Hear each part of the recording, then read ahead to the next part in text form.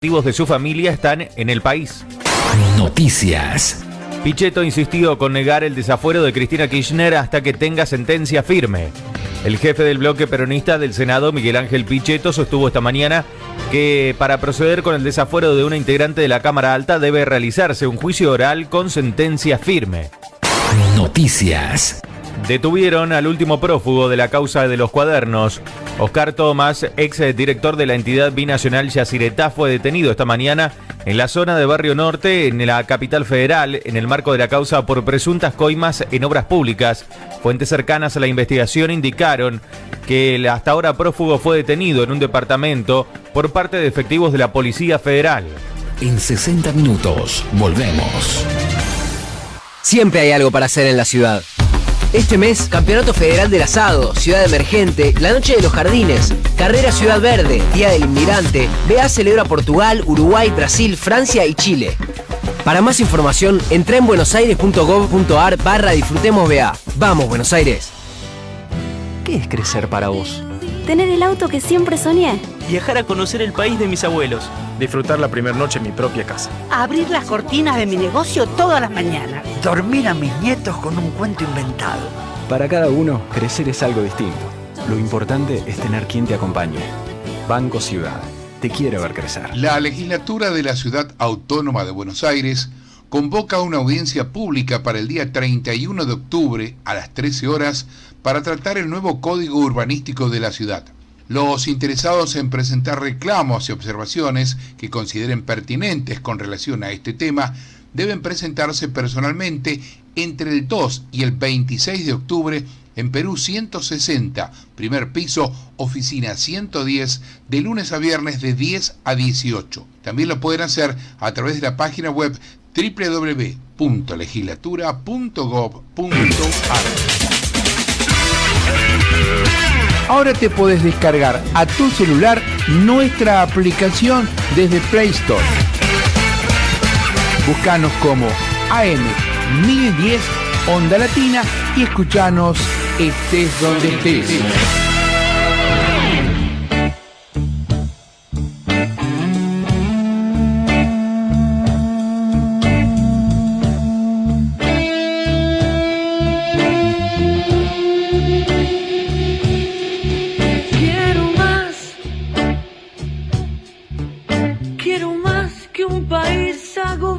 Que no puede salir a vivir, que se agarra la cabeza y se asusta y solo piensa en huir, sobrevivir. Quiero más en esta vida, en este idioma, en esta parte del planeta en que vine a nacer. No soy mejor ni soy peor que los demás, solo lucho por dejar de correr hacia atrás. Quiero más que este andar miserable. Hola amigos, muy buenas tardes. Esto es Comercio Exterior Siglo XXI en su edición del martes 18 de septiembre de 2018. En segundos más, el conductor natural de este espacio, el ingeniero Miguel Ponce, va a tomar contacto con nosotros, nos va a contar dónde está, qué está haciendo y seguramente va a ser una introducción a esta jornada tan especial y a este momento tan especial en el que estamos viviendo, mientras la televisión muestra escenas de Tomás, el último de los prófugos del tema de los cuadernos, que ha sido detenido. Bueno, Miguel, muy buenas tardes. Buenas tardes, Héctor, una alegría poder estar presente. Yo no sé si se escucha bien. Perfecto. En estos momentos estoy en la embajada chilena. ¿Por qué? Hoy se celebra la fiesta nacional de Chile y esto tiene un costado político, ¿no es cierto? Que es una celebración que históricamente ha reunido importantes dirigentes políticos del gobierno, de la oposición, en el tradicional mediodía de Chile aquí en esta hermosa embajada sobre Avenida Tagle, sobre calle Tagle, y por otro lado tiene un costado económico, ¿no es cierto?, que cuidamos mucho.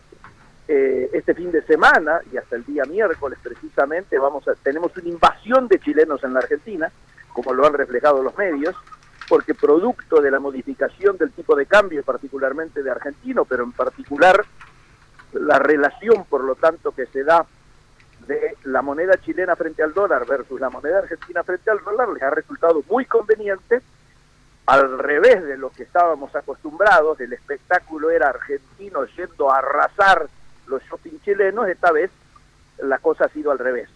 Y por lo tanto, esto nos lleva a que recordemos, como lo recordaba recién con el ex embajador argentino en Chile, Pilo Bordón, que tenemos que cuidar mucho a Chile, porque con Chile estamos obteniendo el mayor superávit comercial que con cualquier país del mundo. Recién nos acordábamos que cuando Bordón llegó, había unos 700, 800 millones de dólares a favor de Argentina, y él lo llevó a más de 1.000. Y quien lo sucedió, Inés González, que había sido ministro de Salud en Argentina, lo llevó más o menos a casi 1.500, que es el superávit que tenemos hoy. Por lo tanto, con ningún país del mundo obtenemos este superávit comercial. Quiero avisarte que la embajada está repleta, por supuesto, de dirigentes gremiales, empresarios, políticos, del gobierno. Ha venido en representación del presidente de la Nación, Rogelio Frigerio, con quien hemos estado conversando hasta recién, representante de la mayoría de las organizaciones empresarias. Estuve charlando largo rato con Ratazzi ante esta nueva situación y las expectativas creadas, pero también con representantes de las pymes, con Adriano de Fina, el gerente de AIERA, la Asociación de Importación y Exportación de la República Argentina. Tenemos a Martín Redrado, digo, la gente con la que he podido estar conversando recién desde que empezó, porque empezó un poco más tarde, porque ha cambiado la tradición. Siempre se empezaba comiendo y hacia mitad de la reunión aparecía el embajador. Ahora prácticamente estuvimos mucho tiempo interactuando entre nosotros sin empezar el servicio, hasta que empezó a hablar el embajador. ¿Y el embajador qué hizo? Obviamente rescató el vínculo particular que se da hoy entre Argentina y Chile, poniendo el acento en, lógicamente, el buen entendimiento que hay entre ambos presidentes, y sobre todo las expectativas de la posibilidad de una integración mayor a partir de cadenas regionales de valor, a partir de mejorar la conectividad, es decir, la agenda mutua que él la ejemplificó en lo que fue la última reunión en Santiago de Chile, donde participaron los gabinetes de ambos gobiernos, más los gobernadores de las zonas involucradas, ¿no es cierto? O sea, las regiones que de una u otra manera tienen que ver con el intercambio. Así que este ha sido, yo diría, un muy buen inicio en cuanto a las definiciones políticas. Yo quiero decir que todo el mundo aquí habla de dos temas, Héctor, y los oyentes sabrán comprenderlos, porque tienen que ver con los dos problemas más calientes de la agenda nacional, que seguramente ustedes después lo van a desarrollar con la sapiencia habitual. Uno, obviamente, las definiciones de Bonadío en relación a la expresidenta, lo que está en la primera plana de todos los diarios. Y lo segundo es lo económico, con el presupuesto que ha sido enviado en el día de ayer, ¿no es cierto?, al Parlamento, las miradas que hay alrededor de esto, ¿no es cierto?, que son en muchos casos muy críticas en cuanto a que no se debería haber arriesgado a lo mejor en números que muchos cuestionan en cuanto a las posibilidades de cumplimiento. Digo, si hoy el dólar está redondeando los 40 o allí, por más que pueda bajar un punto, 2 puntos, no se puede pensar que a fin del año que viene va a estar a 42. Es decir, algunas de estas metas son miradas con mucha curiosidad, como también es mirado con mucha curiosidad la confirmación de algo que venimos nosotros insistiendo y machacando casi diariamente, que es que ya hemos entrado a la recesión más importante que va a recordar la historia argentina. Y el gobierno ahora, con el envío presupuestario, termina de ratificarlo, ¿no es cierto? O sea, está reconociendo la caída de este año, que a nadie lógicamente puede sorprender, pero también está diciendo que el próximo año vamos a tener una caída del 0,5, que lógicamente muchos, teniendo en cuenta lo que ha sido la historia de las predicciones de metas y de objetivos hasta el presente, creen todos que va a ser más gravoso que ese 0,5. Con lo cual, muchos aquí están haciéndose la pregunta de cómo esto va a impactar en un año electoral. Recién lo charlábamos esto con Rosendo Fraga.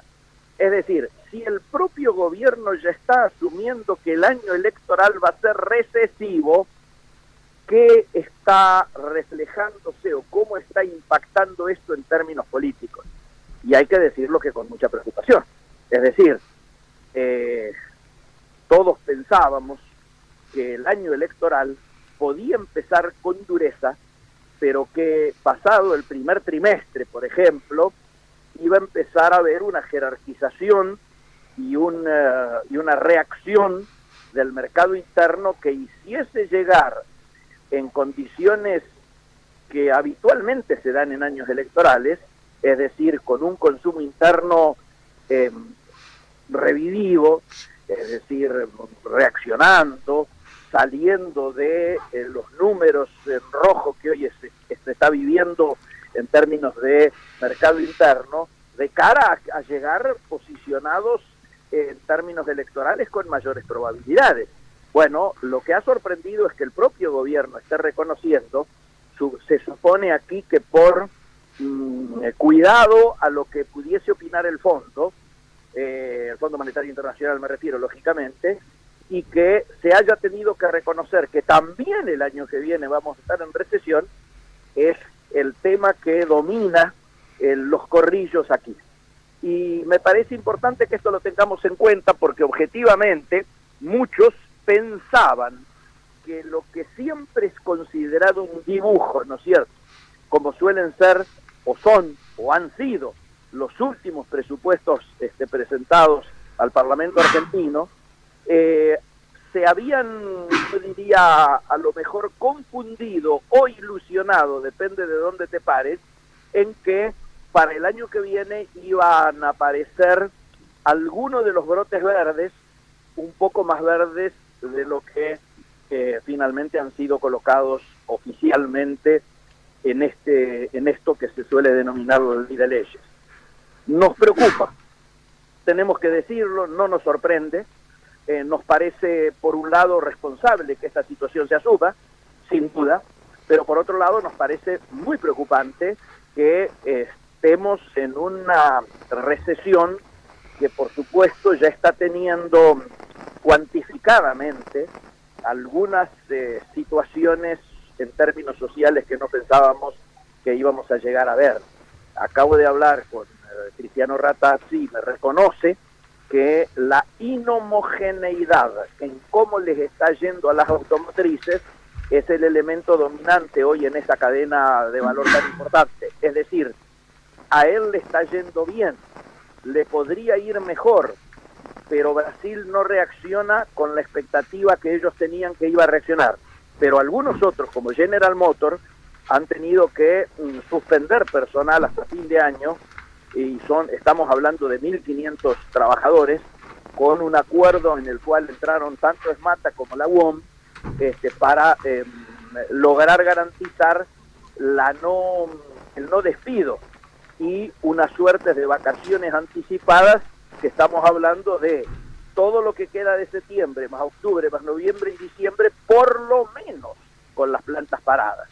Este elemento que se une a los indicadores conocidos, algunos de los cuales logramos comentarlo la vez pasada, pero otros que han aparecido esta semana, que tienen que ver con el uso de la capacidad instalada en la Argentina en términos industriales, que por supuesto, como lo charlábamos recién con Ratazzi, no es homogéneo. Entonces vos tenés, ni aún dentro de los sectores es homogéneo, vos tenés que de pronto la Fiat tiene un 80% de capacidad instalada activa, mientras que General Motors no tiene el 20%.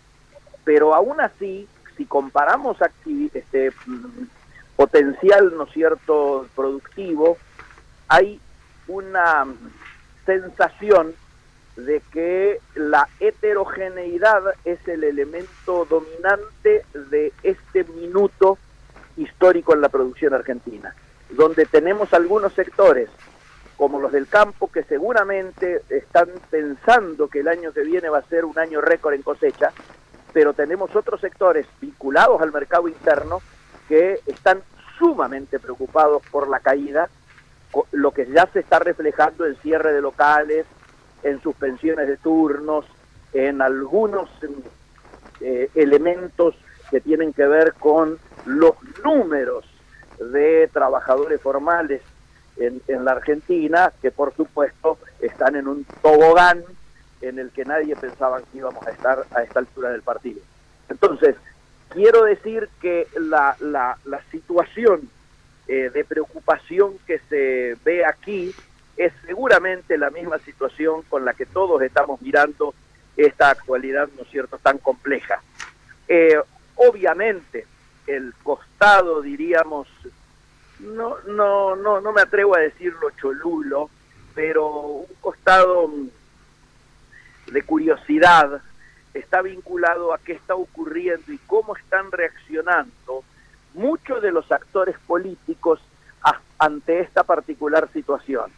Hablábamos recién, insisto, bajando el nivel, no llegando al cholulismo, pero acercándonos mucho a qué pasaba con Guillermo Nielsen, que había tenido que despegarse rápidamente de un compromiso no buscado en el que había sido colocado por la Comisión de Economía del Partido Justicialista, en algo que muchos recuerdan fue uno de los protagonismos más negativos que tuvo el ex ministro Cavallo en su momento cuando gobernaba Raúl Alfonsín, ¿no es cierto?, yéndole a plantear al fondo que no se ayudara más a la Argentina porque cuando asumieran ellos, digo, quienes lo sucedían, la situación de cumplimiento de los compromisos no iba a ser la que el propio fondo en este caso esperaba. Aquí se están dando situaciones muy parecidas a esto que estamos hablando. Entonces, se recuerda esto con algún grado de sorna y se piensa que políticamente hoy la situación se va complejizando de manera tal de que nada puede ser leído exclusivamente en clave económica, sino que muchas de estas situaciones que se están viviendo tienen que ser leídas en clave política. ¿Y a qué nos lleva esto? Y esto nos lleva necesariamente a que analicemos cuál va a ser, por un lado, la actitud del justicialismo centro, ¿no?, como le llaman ahora, el que antes era justicialismo sensato, ahora le llaman justicialismo del centro, que ante dos hechos. Uno, ante este planteo de el desafuero de la senadora Cristina Fernández, que por supuesto ha sido adelantada esa posición ya por Pichetto, y otro, ante la votación del presupuesto nacional, que paradójicamente una cuestión no está directamente divorciada de la otra, sino, yo diría casi al contrario. Una actitud está emparentada con la otra. Vamos a ver cómo evoluciona todo esto. Hay un hecho que hemos recordado todos hoy acá, que tiene que ver precisamente con cómo nos paramos ante la actual grieta, ¿no es cierto?, y que tiene que ver con la necesidad de, en estos momentos de emergencia, de superar situaciones a esta altura obsoletas, como son esa propia grieta, y ha sido muy recordado Juan Manuel de la Sota en función de esa situación. Todos dicen que el gallego de la Sota se encontraba trabajando precisamente para tratar de acercar posiciones, de generar en el justicialismo una mirada racional en relación a lo que está ocurriendo en la actualidad, y que lógicamente continuaba con su enfrentamiento con los sectores más rígidos del kirchnerismo, y que esta pérdida puede hacer reaccionar a muchos de los sectores que escuchaban con atención a De la Sota, como para ver si puede encaminarse una política de unidad nacional, de salvación patriótica en estos momentos en los cuales se viven momentos muy cruciales para la historia económica y social del país, y donde debiera primar la responsabilidad, ¿no es cierto?, del conjunto de la dirigencia argentina. Yo diría, este es un poco el esquema de lo que se está viviendo acá y de lo que uno nota que simplemente es el reflejo de lo que se está viviendo en cualquier espacio en la Argentina donde analicemos esta situación. Por lo tanto, creo que ustedes tienen más que sapiencia para tratar todos los materiales que en el día de hoy, sin duda, acaparan la atención argentina, la atención nacional, y lo van a desarrollar en la línea de lo que siempre ha sido nuestro programa, ¿no es cierto?, no escondiéndonos, sino opinando de los temas más candentes de la actualidad argentina, que también son los temas que, por supuesto, le preocupan a nuestros oyentes, más vinculados a la temática del comercio exterior. Si te parece, Héctor, dejamos acá, retomamos más tarde. Me parece bien, seguí brindando y degustando las cosas ricas que seguramente te van a ofrecer allí. Ha sido muy sustancioso, no solo el menú, sino también lo que has dicho y tu introducción y tu vinculación en lo político y en lo comercial, ¿no es cierto? Has puesto aquí sobre el tapete los principales temas que nos dominan, junto con esto de la jornada de hoy, la renovación de los LEVACs, la cotización del dólar, que parece ser que se mantiene en términos parecidos a lo de ayer, la inflación que no cesa, la recesión que parece haberse instalado y es difícil de modificar. Todo eso hace un cóctel bastante complicado, y sobre todo ahora que hay que tratar el presupuesto, ¿no? Y donde el peronismo de centro, como vos decís, que se dice ahora, yo recuerdo que hasta hace poquito se decía peronismo racional o peronismo republicano, peronismo racional, peronismo republicano. Bueno, ahora parece que es peronismo de centro. Va a ver cómo actúa, cómo juega, ya que tiene una importancia decisiva, ¿no?, en el Parlamento. Es así, Héctor, y les deseo la mejor transmisión. Yo seguramente me estoy sumando en un rato. Bueno, con mucho gusto, así que nos estamos viendo y será hasta luego entonces. Con alguna de las comunicaciones que vienen. Chao. Sí, señor. Hasta luego. Hasta luego. Y bueno, aquí estamos junto a Claudia Sánchez y Juani Ponce, sosteniendo los trapos, como se dice en la tribuna, ¿no, Juani? Exactamente. Muy buenas tardes a todos. Buenas tardes. Claudia, vos en tu breve historia del día, sí. ¿Qué nos puedes decir?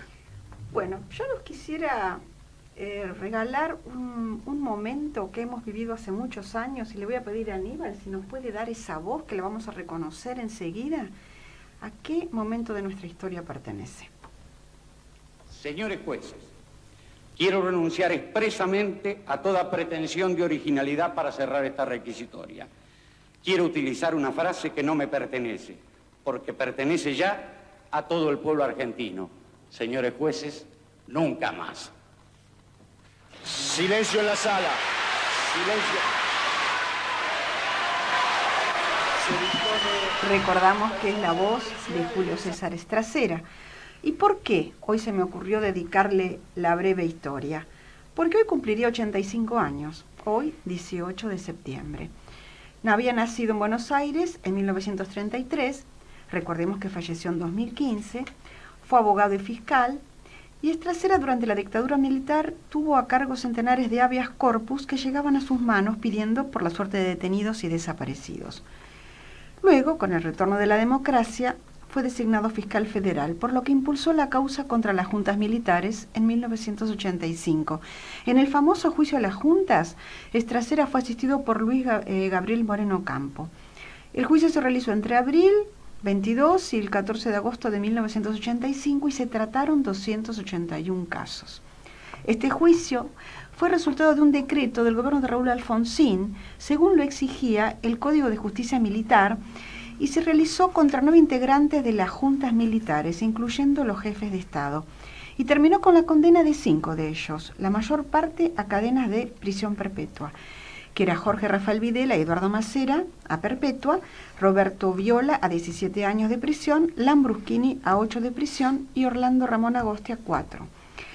Fue el primer proceso masivo en contra de comandantes militares por el asesinato masivo de personas desde los juicios de Nuremberg, el único en el mundo hecho por tribunales civiles.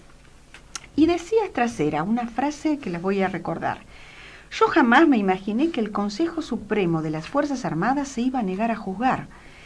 En el juicio, Estrasera realizó de viva voz la acusación pública contra los dictadores, que constituye un documento histórico y una pieza fundamental en la defensa de los derechos humanos, y es la frase con la que abrimos esta breve historia. Después del juicio, Estrasera fue representante argentino ante los organismos de derechos humanos con sede en Ginebra, y con motivo de los indultos de los militares dispuestos por el presidente Menem, se retiró de la función pública y se dedicó a ejercer su actividad como abogado y a participar activamente en la actividad de la Asamblea Permanente por los Derechos Humanos, organización de la que fue presidente. Nunca estuvo de acuerdo con la obediencia debida. Decía: ya desde el derecho romano, el esclavo era irresponsable si cumplía las órdenes que le impartía su amo, salvo que se tratara de hechos atroces o aberrantes. Es decir, si el amo lo mandaba a hurtar un asno, no era responsable precisamente el esclavo por haber hurtado el asno. Pero si lo mandaba a arrancarle los ojos a una persona, era responsable porque esa orden no debía cumplirse. Y con respecto a los indultos, también expresó su disgusto. Decía: este indulto construyó una verdadera inmoralidad, pero las consecuencias son mucho más graves, porque las consecuencias son la conciencia en la sociedad de que cualquier comportamiento es impune. En 2018, la Fundación Conex le confiere un diploma al mérito post-mortem por la disciplina magistrados. Esto sucedió este año. Pero ya que estamos hablando de la dictadura y del castigo a los aberrantes militares, vamos a recordar también que hoy, 18 de septiembre, también desaparece en el año 2006 Jorge Julio López. Está vinculado con este tema porque fue uno de los principales testigos en el juicio contra el ex comisario Miguel Echecolás, acusado por homicidios, torturas y desapariciones cometidas durante la dictadura. López había sido un militante peronista, de profesión albañil, confinado varios años en distintos centros clandestinos de detención durante la dictadura, y él sobrevivió a esta experiencia. Y recuperada la democracia, se presentó como testigo en los juicios por la verdad que se abrieron en 1998, y luego de que el Congreso Nacional y la Corte Suprema anularan las leyes de impunidad, López declaró como víctima y testigo en el juicio por delitos de lesa humanidad por el que fue condenado a prisión perpetua el represor Miguel Echecolás. Y a partir de este momento desapareció, nunca se supo nada más de él, y por supuesto son una de las cosas pendientes que tenemos con la dictadura. Bueno, estos fueron los dos casos que quise recordar vinculados con la dictadura militar y con la desaparición forzada de Jorge Julio López.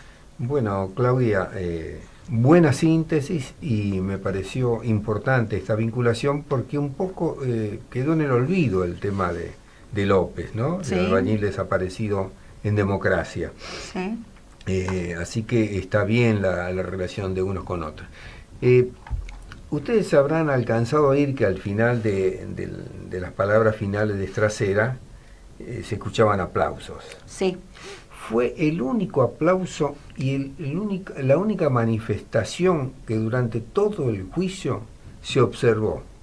Ajá. Yo fui testigo porque asistí a todas las sesiones del juicio a los militares. Ajá. Me impresionó mucho eso, porque se decían cosas terribles, era muy doloroso. Y a mí me quedaron algunas imágenes. La primera, creo que alguna vez lo conté, es cuando están todos los militares sentados y de pronto entran los jueces, los jueces civiles.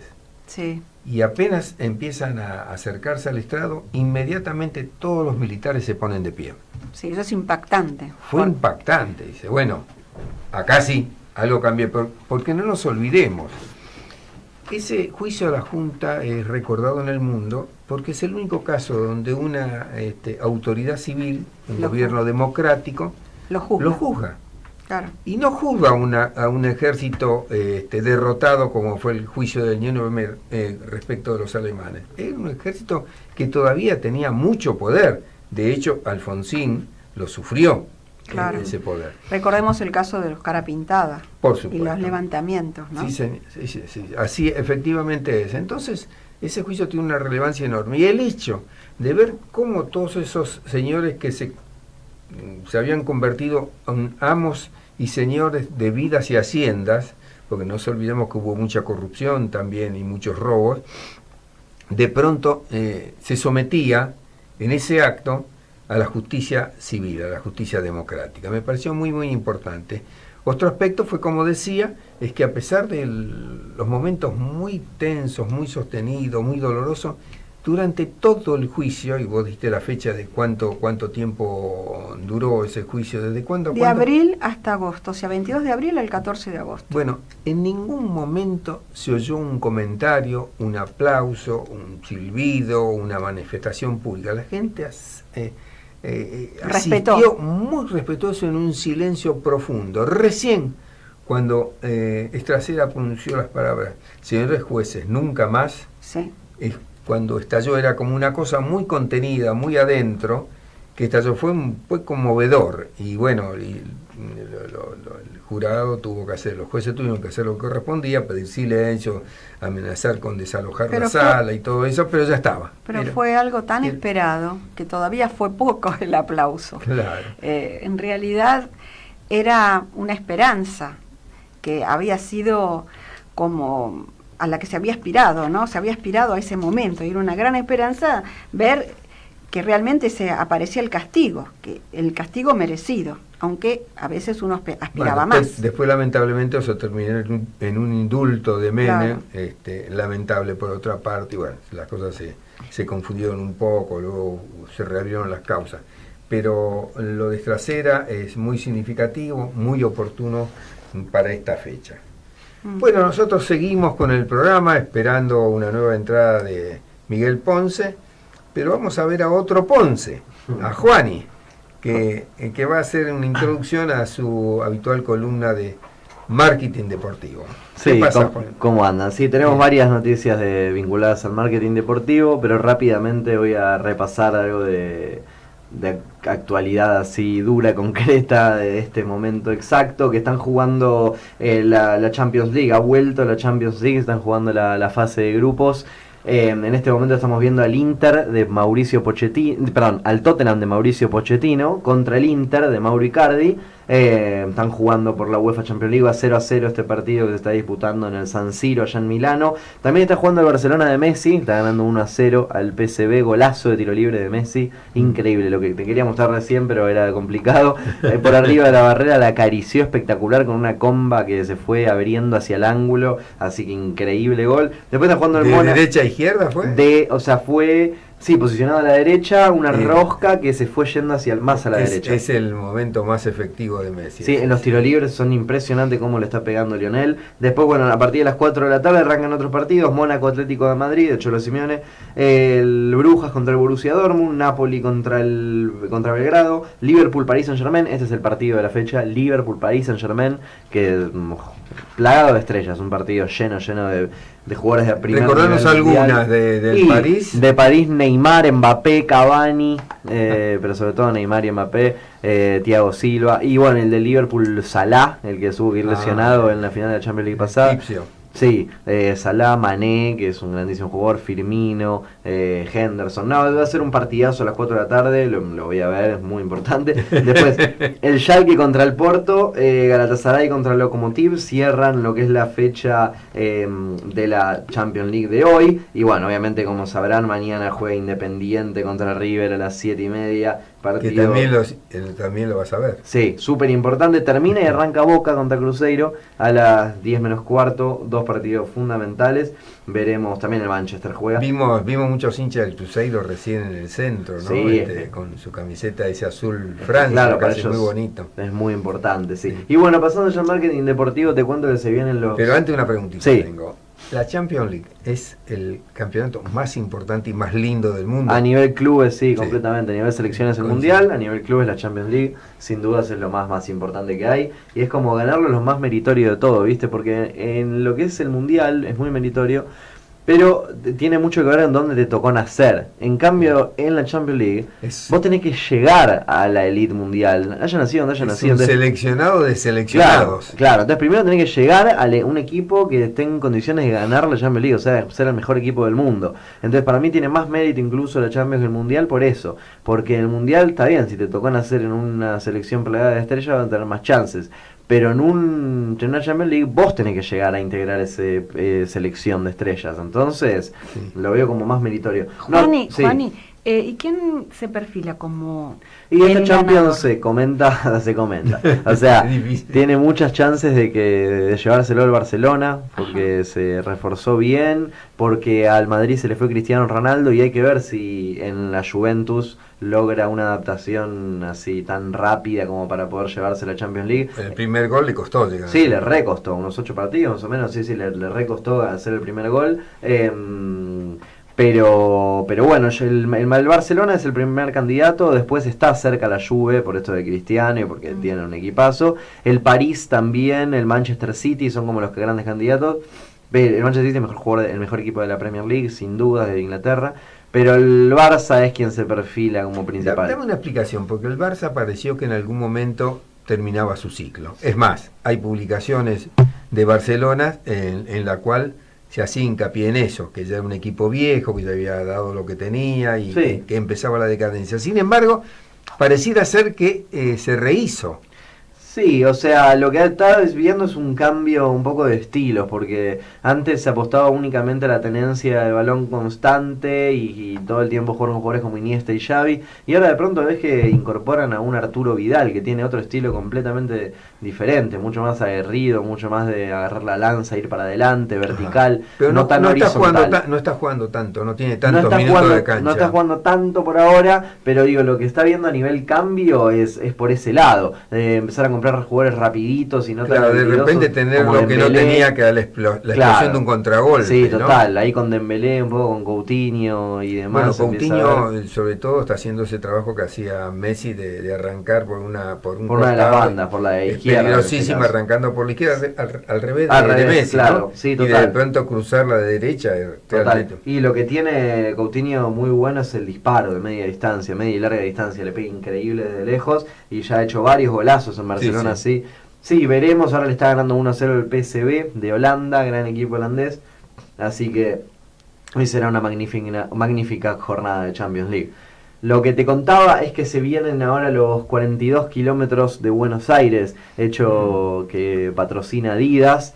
Va a ser el 23 de septiembre y que cada corredor inscripto va a retirar un kit que incluye número de corredor, remera oficial de Adidas de la carrera y obviamente también le van a dar muchos descuentos para las marcas, ¿no? Se corre a las 7 de la mañana el domingo 23 de septiembre en Avenida Figueroa Alcorta y Monroe. Figueroa Alcorta y Monroe, muy cerca de la cancha de River, ¿Y después el recorrido por dónde va? ¿Viene hacia el centro? El recorrido, sí, va para junto al Parque Irigoyen, Colectora General Paz, 25 de mayo, San Martín, Buenos Aires.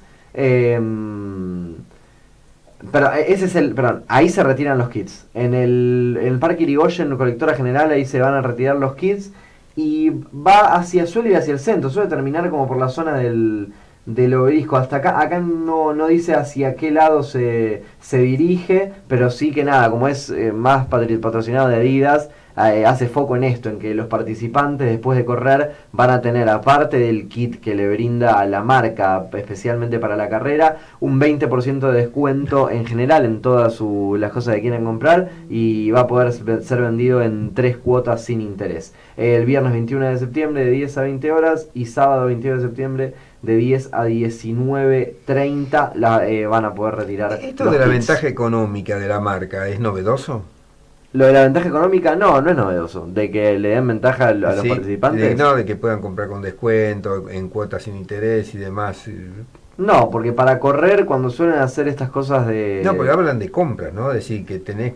Obvio, que aparte de lo que te regalamos, la posibilidad de comprar ¿Eso es con novedoso? descuento. A eso me refiero. ¿Si es algo novedoso o es algo habitual? No, para mí, lo del 20% quizás es lo novedoso, eso es lo que es noticia. Pero no es novedoso el hecho de que haya descuento. Me parece que acá lo particular es el porcentaje, que es bastante amplio. Pero hablando de 20% y en este caso 25% de descuento y siguiendo con Adidas, hay un gran revuelo en River por el aumento de las camisetas. Aumentaron un 25%, pero no de un año a otro, desde la titular anterior hasta la titular de ahora. En ese tiempo? cambio, ¿Cuántos meses que son? fueron en el medio pasaron unos 5 meses pasaron nada más, porque fue el cambio de camiseta. O sea, ¿Y de cuánto a cuánto? Y pasó de 1.900 a 2.500. ¿2.500 La camiseta pesos? de River actual, 2.500 Bueno, pesos. hay Te realmente que ser millonario para comprarla. No, increíble.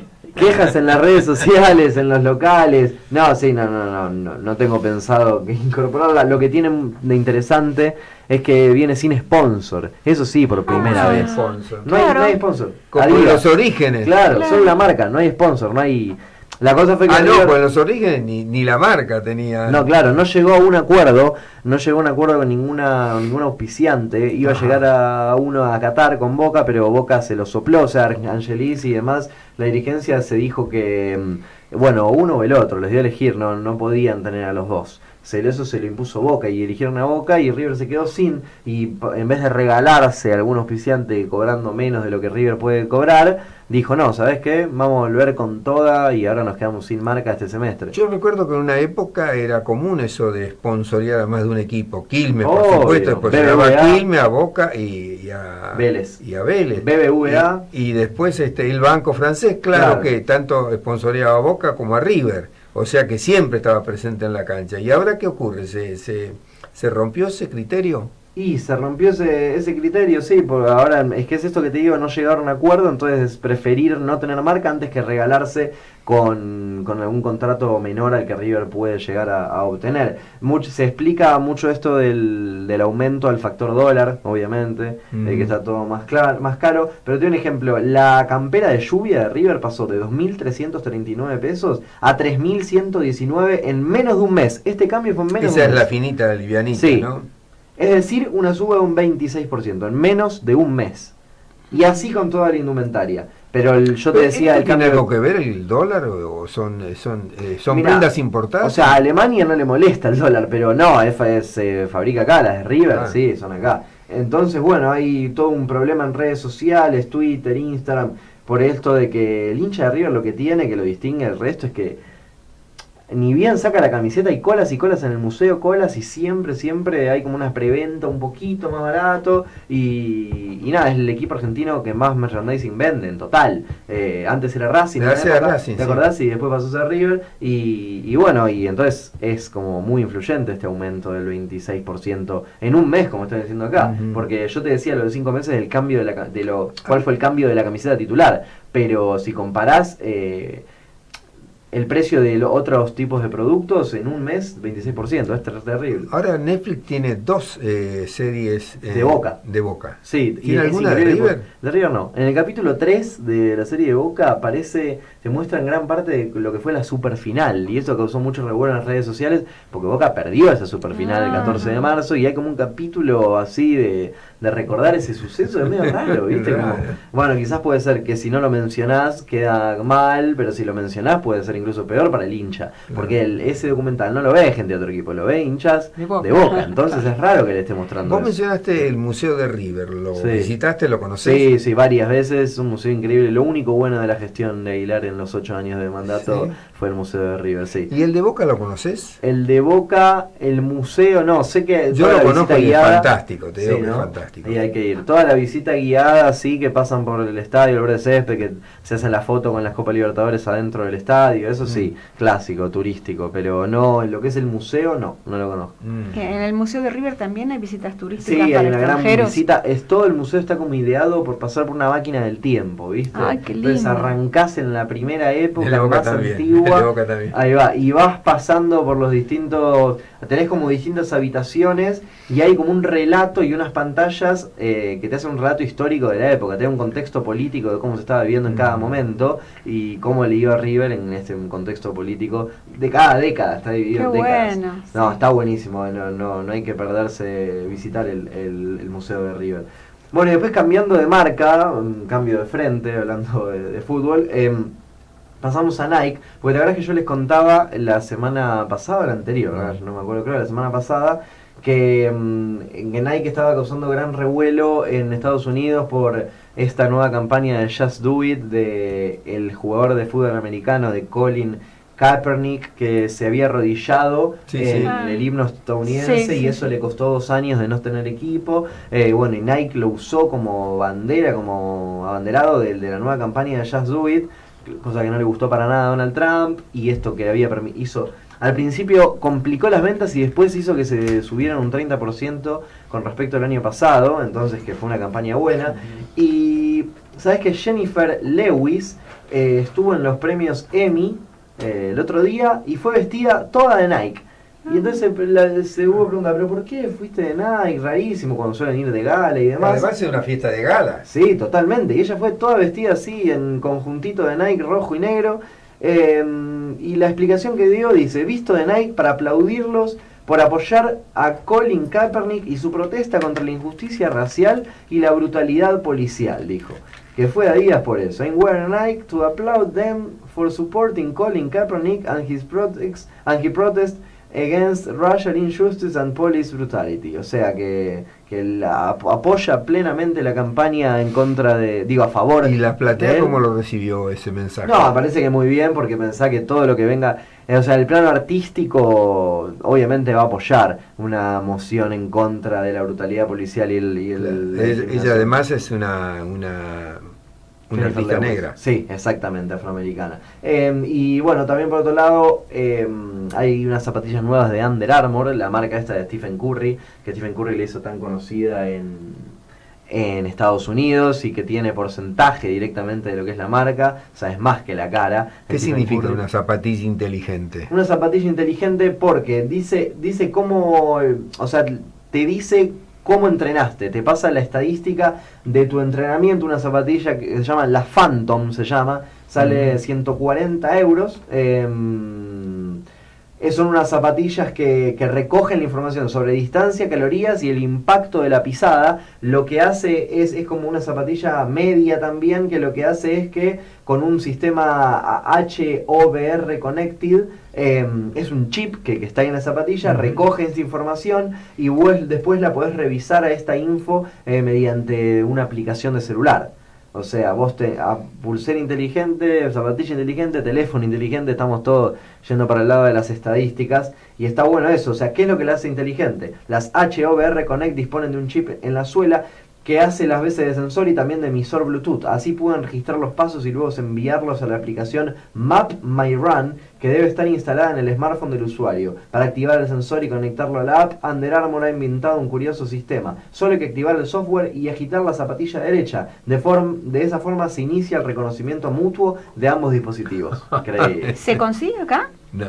Por ahora me parece que no. Igual hoy en día por internet la podés comprar, pero creo que el lanzamiento recién está haciendo en Estados Unidos. Una curiosidad, Juan, y a veces veo que los jugadores de fútbol se quitan la casaca y debajo tienen como una especie de, no es exactamente eso, pero da la sensación de un corpiño negro. Sí, totalmente. ¿Qué es eso? Messi, los basquetbolistas, Totti, todo. Sí, es también eso que te marca la estadística, te marca el ritmo cardíaco, la frecuencia, todo te marca. Te marca la presión. Porque también. ya se ha llegado a un nivel de tecnificación que te sorprende. Hay un partido, presentan al jugador y mientras el jugador está haciendo declaraciones y respecto del partido, debajo sale información diciendo corrió tantos kilómetros, pateó tanto tiro al arco, te marca todo. tuvo tanto.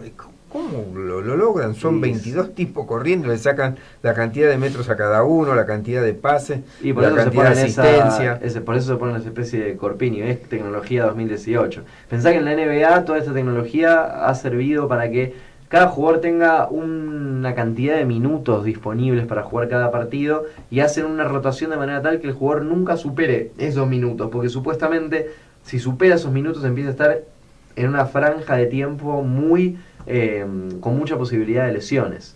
Entonces para cuidar su salud también. Sí, para cuidar su salud y también obviamente para rescatar las mejores estadísticas que sirven para el perfeccionamiento no solo del deportivo, sino también del conjunto del equipo, ¿no? Muy bien, Juan, ¿es todo? Sí, con eso estamos. Bueno, muy sustancioso. Sí. Veremos cómo sigue la jornada de la Champions League con el partidazo de las 4 de Liverpool, París. Intervenir. Sí. Mientras tanto, yo voy a comentar que los temas políticos que son de rigurosa actualidad lo vamos a ocupar en la segunda hora, ya que queda muy poco tiempo de esta primera hora, de manera tal que voy a hacer una parte de lo que habitualmente se denomina a sus marcas. La semana pasada se realizó la convención de la Asociación Argentina de Publicidad, la convención anual. Fue una de las más importantes de los últimos tiempos porque hubo oradores muy importantes de primerísimo nivel que dieron su visión sobre el presente y el futuro de la actividad, ya que el tema de la actividad publicitaria está muy cuestionado. Se habla mucho de una crisis y creo que está cerca de esos porque en general se asegura que cada vez se le exige más a las agencias y a la publicidad y cada vez es menor el margen de retribución. El presidente de la asociación, Germán Núñez, fue quien inició el acto y dijo una cosa que cayó bien, dice, porque hay muchas excusas en todo esto. Y él dice, las excusas del corto plazo no deben obstaculizar la visión a largo plazo. Y de eso se trataba la convención, de ver un poco más allá de lo inmediato y más allá de lo que puede ser la queja respecto de las agencias que ven cómo su negocio ha cambiado muy importante, de manera muy profunda, ¿no? ¿Pero cambió para mal o para...? Y cambió para complicarlo, digamos, en un tiempo las agencias tenían mucho más poder de decisión y las agencias eran agencias integrales, es decir, la agencia planificaba, la agencia creaba y la agencia compraba los espacios publicitarios.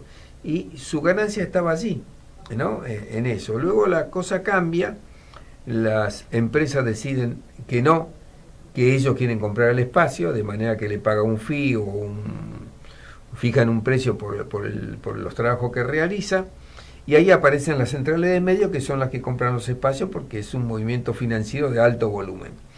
La cosa va cambiando y entran nuevos jugadores a la cancha.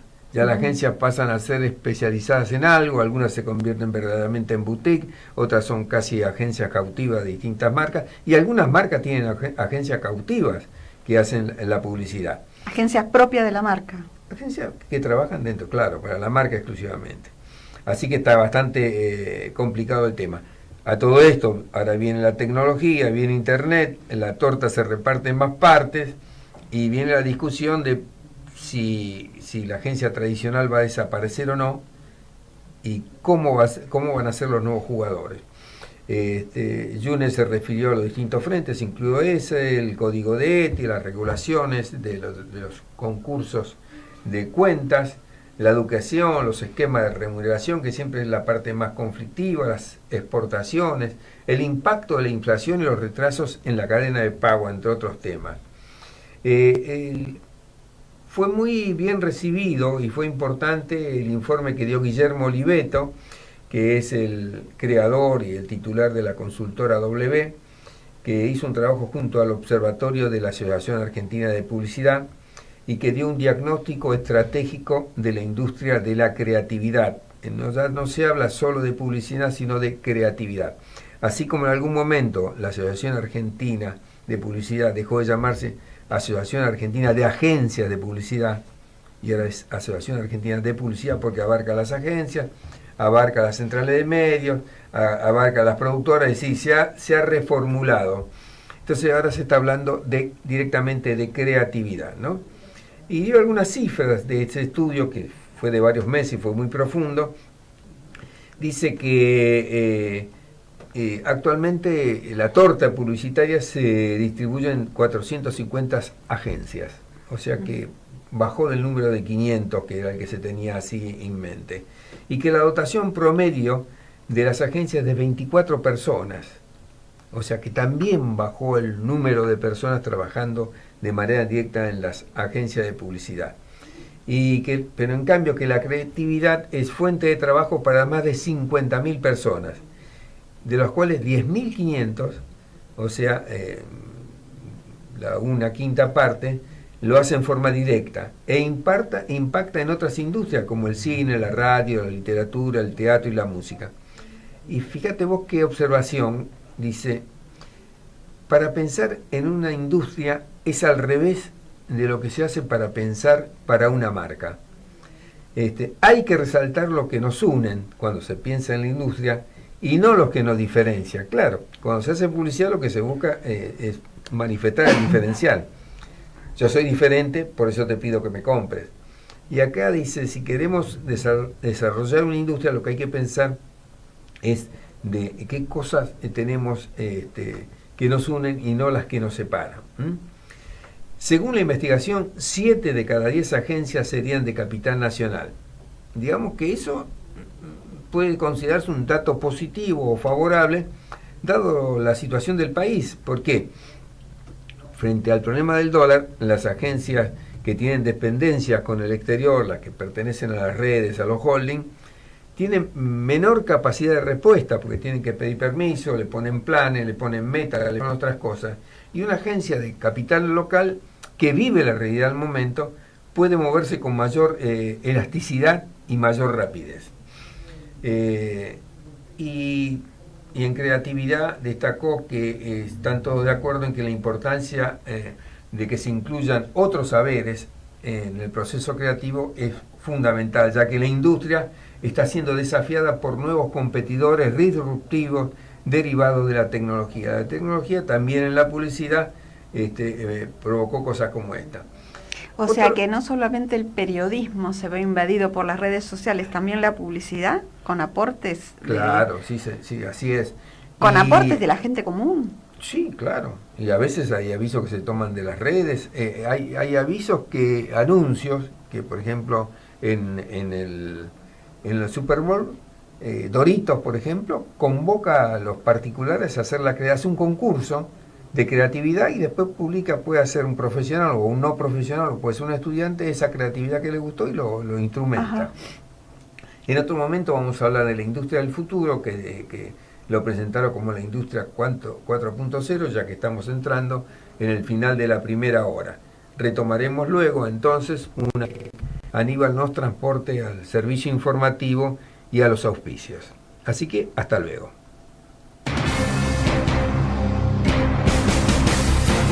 Desde la Ciudad Autónoma de Buenos Aires transmite AM 1010 Onda Latina. Sonido e imagen hacia los 4 puntos cardinales del planeta Tierra. El día está lleno de sucesos que pueden interesarte. La radio te informa. Las reservas del Banco Central ya están por debajo de los 50.000 millones de dólares. Las reservas internacionales del Banco Central volvieron a perforar el piso de los 50.000 millones de dólares al ubicarse en 49.620 millones de esa moneda. Con las últimas intervenciones que realizó la autoridad monetaria en el mercado de cambios, las reservas volvieron a los niveles que registraban a principios de junio último. Noticias. Detuvieron a un joven que asfixiaba a su abuelo cada vez que se negaba a darle plata. Un joven de 27 años fue detenido en la ciudad santiagueña de La Banda, acusado de asfixiar a su abuelo de 76 años cada vez que el anciano se negaba a darle dinero. El grave caso está siendo investigado por la Unidad de Violencia de Género e Intrafamiliar de La Banda. Noticias. Arrestaron a un pai umbanda acusado de violar durante los ritos a sus hijastras. La policía detuvo en las últimas horas a un pai umbanda en la localidad bonaerense de José C. Paz, acusado de abusar en medio de ritos durante años de sus 2 hijastras, de 14 y 24 años, con una de las cuales tuvo un hijo. Fuentes policiales informaron que el procedimiento fue coordinado por efectivos de la DDI San Martín. En 60 minutos, volvemos. En Onda Latina, paramos para comprar. Inicio espacio publicitario.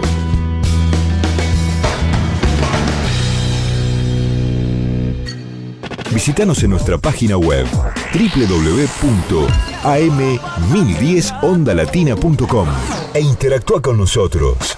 Siempre hay algo para hacer en la ciudad. Este mes, Campeonato Federal del Asado, Ciudad Emergente, la Noche de los Jardines, Carrera Ciudad Verde, Día del Inmigrante, BA celebra Portugal, Uruguay, Brasil, Francia y Chile. Para más información, entra en buenosaires.gov.ar/disfrutemos BA. ¡Vamos, Buenos Aires!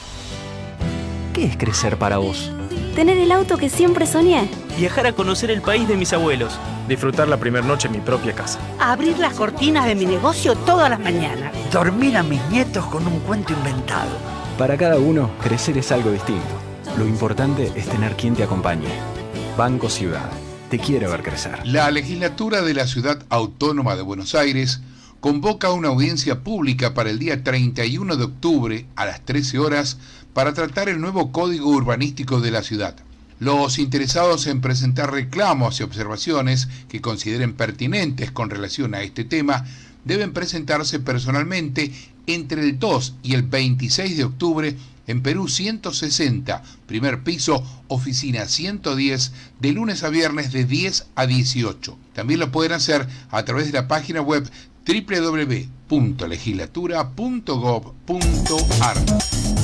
Estudio Jurídico Fernández y Pacheco. Honestidad y eficiencia. Especialistas en accidente de tránsito, familia y laboral. Avenida Corrientes, 1296. Quinto piso, oficina 56. Teléfono 4381-0519. 4382-1049.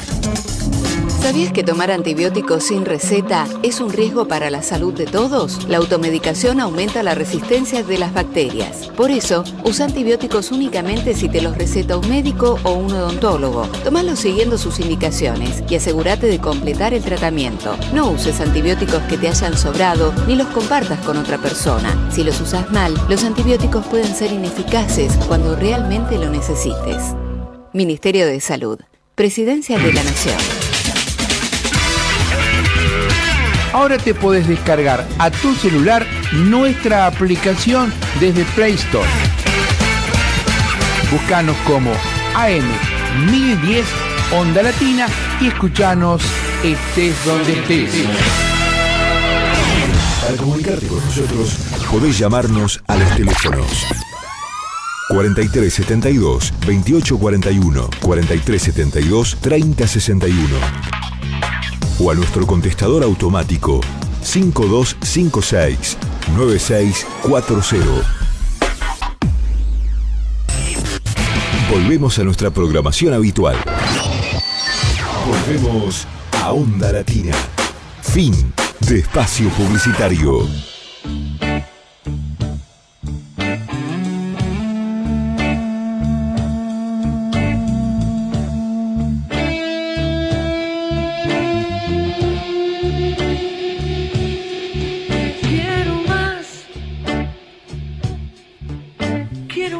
Y bien amigos, iniciamos la segunda hora de Comercio Exterior Siglo XXI. Habíamos tomado contacto en la primera hora con el conductor natural Miguel Ponce, que está en la Embajada de Chile, conmemorando el aniversario de la independencia, de manera que ahora vamos a intentar un nuevo contacto para que siga comentando la actualidad de hoy. ¿Estás ahí, Miguel? Por supuesto que sí, los escucho perfectamente. Bueno, perfecto. ¿Tenías algo más para agregar a lo que venías diciendo, que era ya bastante sustancioso? No, hemos terminado, digamos, yo todavía estoy en la embajada, está finalizando, obviamente hemos tenido reuniones bilaterales con importantes dirigentes chilenos que han venido a la Argentina para estos días, y desde ya que la inquietud que hay en relación al crecimiento del intercambio comercial es muy fuerte. Ellos tienen en consideración de que determinadas balanzas que son muy favorables a nosotros desde hace tiempo tendrían que equilibrarse un poco.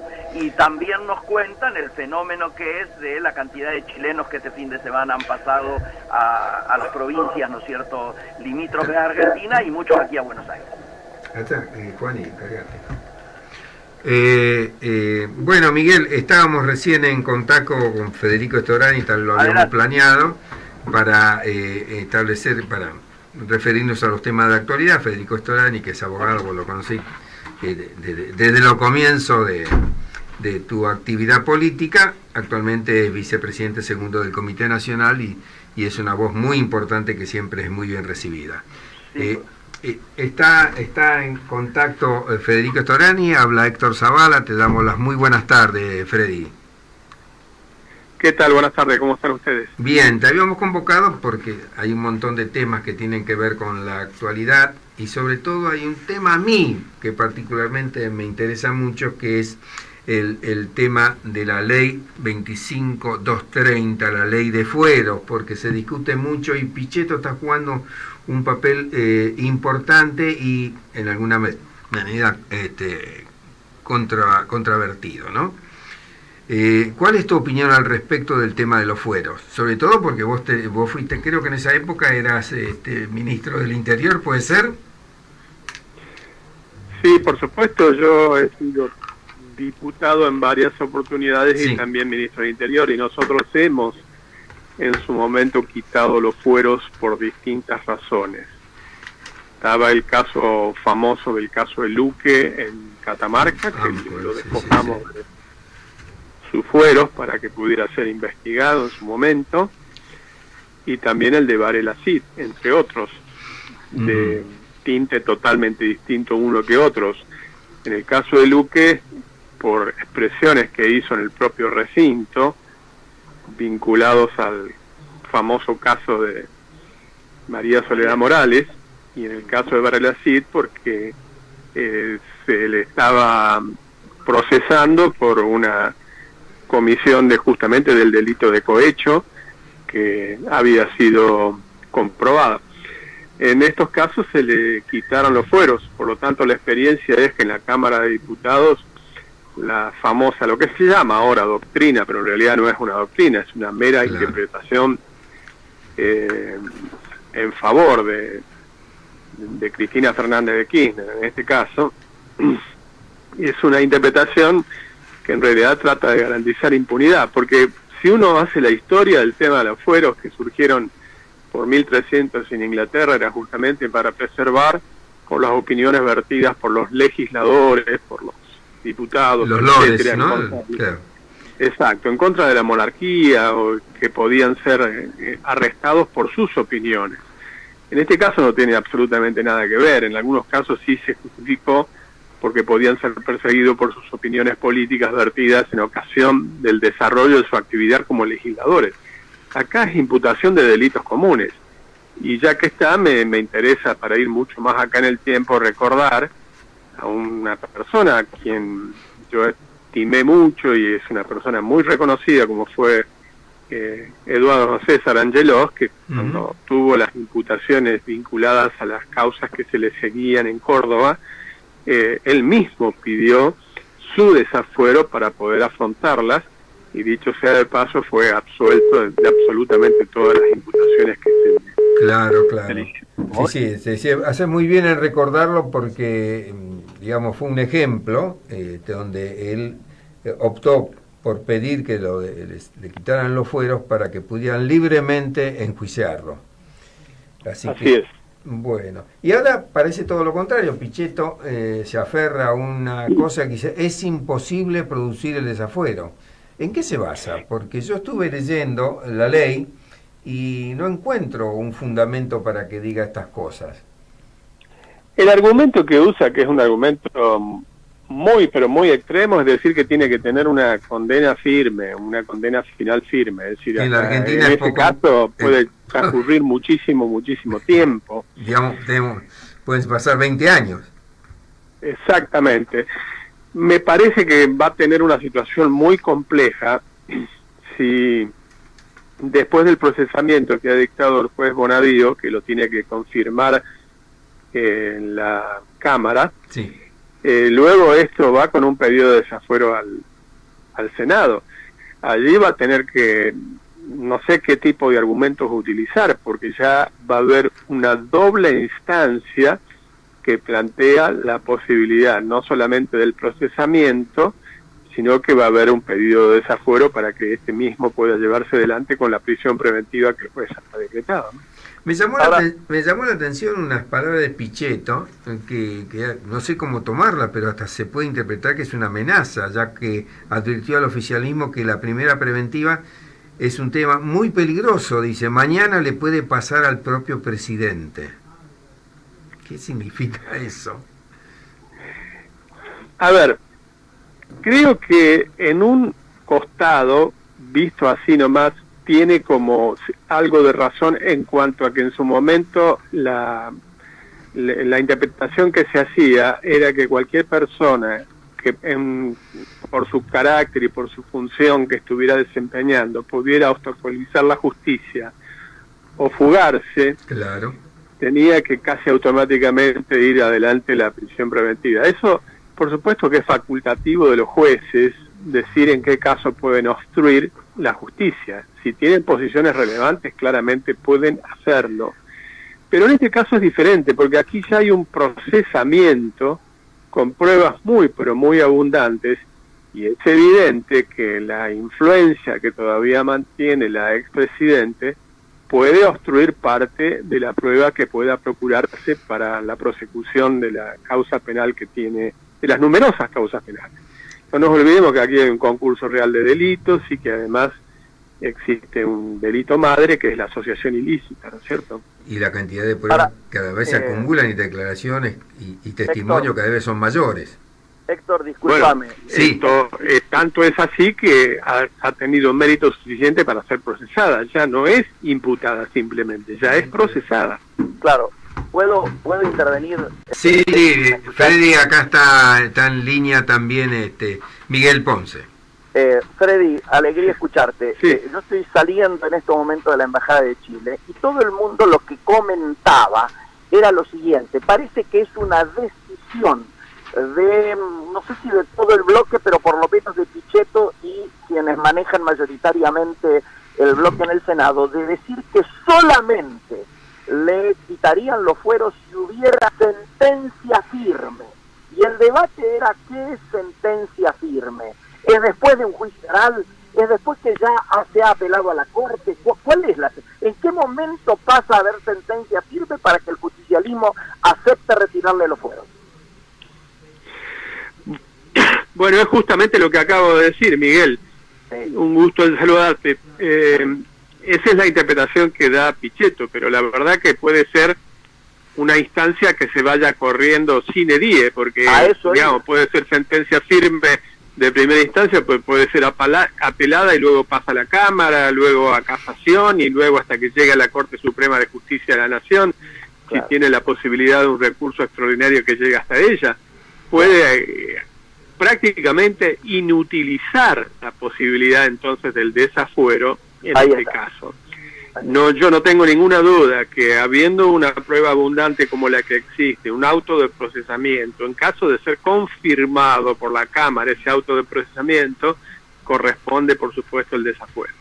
Claro, no se te escapa, Freddy, a nadie, de que lo que está en debate son los tiempos.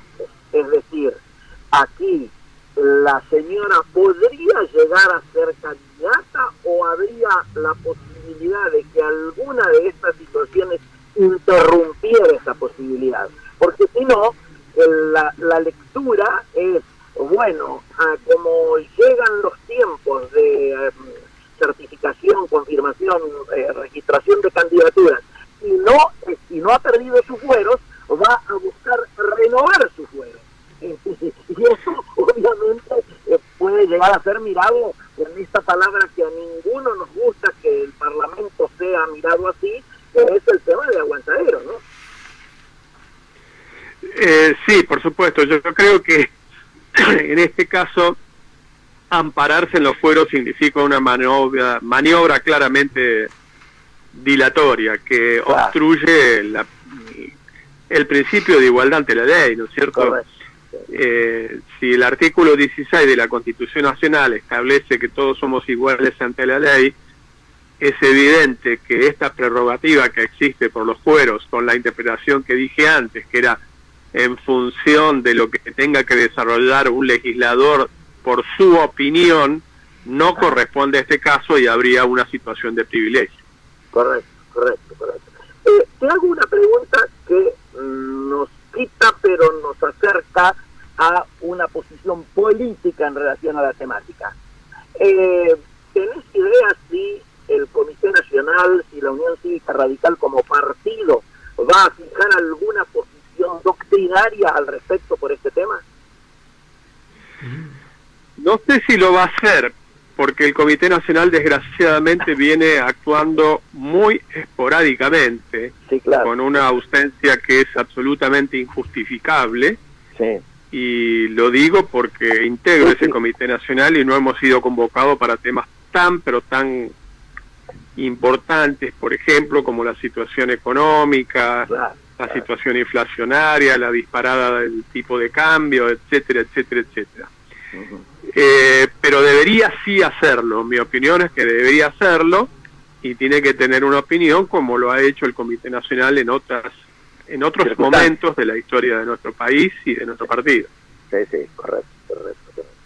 Sí, me parecería más que pertinente porque objetivamente la opinión pública hoy está esperando señales claras, no ambiguas. Y sería muy feo que por no definirse los legisladores nuestros pudieran aparecer como cómplices de esta situación que en definitiva obliga a mirar como que es una actitud corporativa por sobre lo que el sentido común, al margen de la opinión pública, el sentido común está definiendo, ¿no? Claro, pero además sería contradictoria con la decisión que ya se tomó en el caso de Vido, que es reciente, por ejemplo, en la Cámara de Diputados de la Nación. Total acuerdo. Desde lo que yo tenía para preguntarte, Freddy, está todo ok.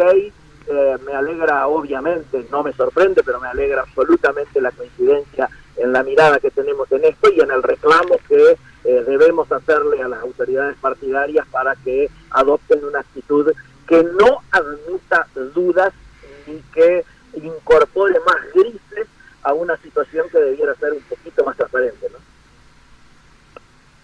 Y bueno, por supuesto que estamos coincidiendo en esto y en el tema de fondo, que es una situación extremadamente seria, grave, de la situación económico-social argentina. Nosotros hemos planteado desde hace mucho tiempo la necesidad de la convocatoria, de la sanción de una ley que concerte el Consejo Económico-Social para que todos los actores puedan sentarse en una mesa, discutir cómo se administra la crisis ante una situación de emergencia como la que vivimos. Pero bueno, no es la voluntad política que tiene el gobierno y tampoco hasta ahora ha sido lo que ha manifestado la mayoría del Comité Nacional del partido. Total de acuerdo. A mí me gustaría preguntarle a los dos algo que me está dando vuelta en la cabeza. Es, por un lado vemos que Pichetto se ofende mucho cuando le dicen que el Senado se ha convertido en un aguantadero. Pero si relacionamos esta actitud del desafuero con el de la extensión de dominio, donde salió una ley, un proyecto de ley, una revisión de parte del Senado, parecería que todo va en esa misma dirección. ¿Es así?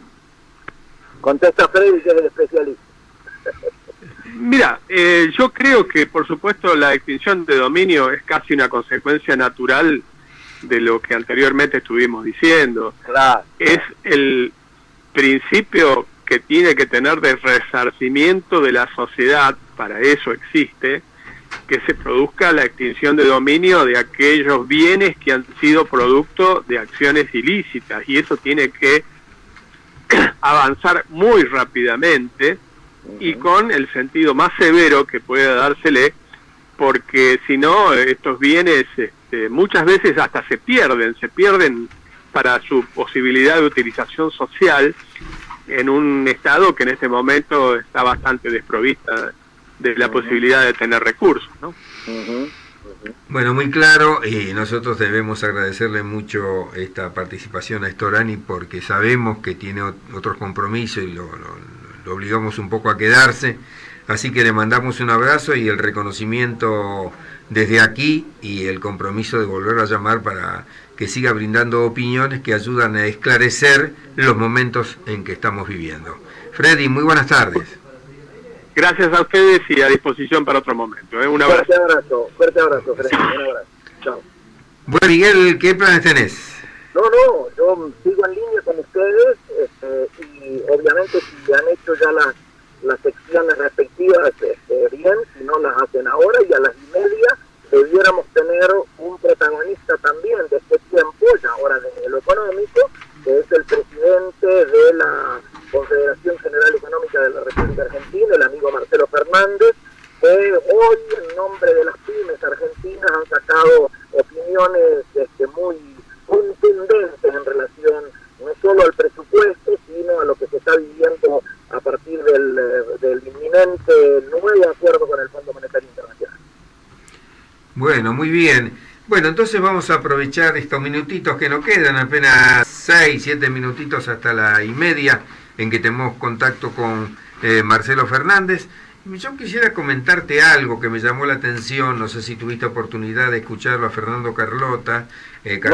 Carlota decía que Pichetto se encuentra en el peor de los lugares, justo cuando había decidido presentar su precandidatura a presidente de la Nación. Porque dice, claro, yo le agrego que pensando en un término que Suárez había llevado a la televisión, que era de poliladron, donde una persona cumplía un poco las dos funciones, el de Pichetto, según Carnota, es un camino muy angostito, porque según lo que haga y lo que está haciendo, se lo puede considerar dentro del peronismo como un traidor o como un cómplice, ¿no? Y de la mezcla de traidor o cómplice podría salir trámplice o algo parecido. Porque, claro, ¿qué va a hacer? ¿Va a convalidar la impunidad o va a pronunciarse como se pronunciaron en diputados con el caso de Cristina Fernández de Kirchner? Sí, ahí estuvo muy claro, ¿no es cierto?, planteando esta diferencia de criterio entre las dos cámaras, porque evidentemente con el tema debido en diputados no hubo dudas al respecto, y por supuesto debido tenía una situación tan similar, tan parecida a la que hoy tiene Cristina, que invalidaría de alguna manera la argumentación de Pichetto de la sentencia firme. ¿Y por qué si el tema del peronismo era la sentencia firme, por qué se permitió que fueran retirados los fueros de Julio Debido? O mejor dicho, al revés, si procedía el retiro de los fueros a Julio Debido, ¿por qué no procede para Cristina, no? Esa sería un poco la disyuntiva. Correcto. Te cuento, no sé si habrá llegado la información, se habrá comentado algo allí mientras estaba en los corrillos de la embajada, que Oscar Tomás, el último de los prófugos por el tema de los cuadernos, el arquitecto que manejaba Yacir Retá, ha sido detenido. Lo encontraron aquí en la capital federal. Y al respecto había que comentar, esta persona va a tener que dar muchas explicaciones porque pasó de tener un patrimonio de una casa a 23 inmuebles durante su gestión, ¿no? En el medio renunció o lo sacaron de la Ciretá, recuerdo, y cobró una indemnización de 4 millones de pesos y después volvió y siguió actuando, así que es muy complicada esta participación de Tomás, que estaba muy interesado en no presentarse, evidentemente. Miguel, estuve viendo las tapas de los diarios de hoy y te quiero hacer un comentario. Fíjate vos, los diarios de difusión nacional titulan con fotos y muy destacado como título principal el tema, lógicamente, del proceso y el embargo a Cristina Fernández de Kirchner, ¿no? Sobre todo por ser considerada como jefa de una asociación ilícita. Clarín dice eso, procesan y embargan a Cristina como jefa de una asociación ilícita. La Nación, también título principal, Bonadío acusó a Cristina Kirchner de ser la destinataria de los sobornos. Diario Popular, Bonadío procesó a Cristina y le dictó prisión preventiva. Crónica, Cristina procesada. ¿Y con qué titula Página 12? Las dos caras de la moneda. Y hace un trabajo de Photoshop con la cara de Lagarde y la cara de Macri para meterse con el tema del presupuesto y las medidas del fondo. Sí. Y en cuanto a la segunda mención de la tapa, sin ser el título más importante, dice, como achicando la cosa, procesamientos sin ninguna sorpresa. Esto da para un comentario, ¿no te parece? Sin duda, sin duda, sin duda. Vos sos el especialista, así que yo te escucho con atención. Y después en el tema de los diarios económicos, bueno, es razonable porque siempre ponen el énfasis en los temas de economía, que es la especialidad. Son diarios de complemento, como dicen algunos, a pesar de que tratan de que no se lo considere como un primer diario. Ámbito financiero, presupuesto 2019 es casi una reforma impositiva. Claro. El cronista, el gobierno admite que por la corrida cambiaria del PBI volverá a retroceder, lo estuvimos comentando, en 2019. Así y como es. Segundo tema, sí, para ámbito financiero, Bonadío procesó 42, paréntesis, Cristina Calcaterra, Benaza, Arroyo, paréntesis, con ayuda de arrepentidos, y el cronista como segundo tema, Cristina procesada, el juez pidió que vaya a prisión y dictó embargo de 4.000 millones de pesos. Así están un poco los medios tratando el tema. Una pregunta, sí. Héctor, estoy viendo aquí son las 15:27. ¿Cómo finalmente cerraron los mercados? Muy tranquilos, ¿no? Mirá, yo hasta mientras estuve fijándome, está más o menos el orden de ayer la cosa, ¿no? Correcto, no hubo ninguna explosión ni hacia arriba ni hacia abajo, me da la impresión de que está un tanto estable.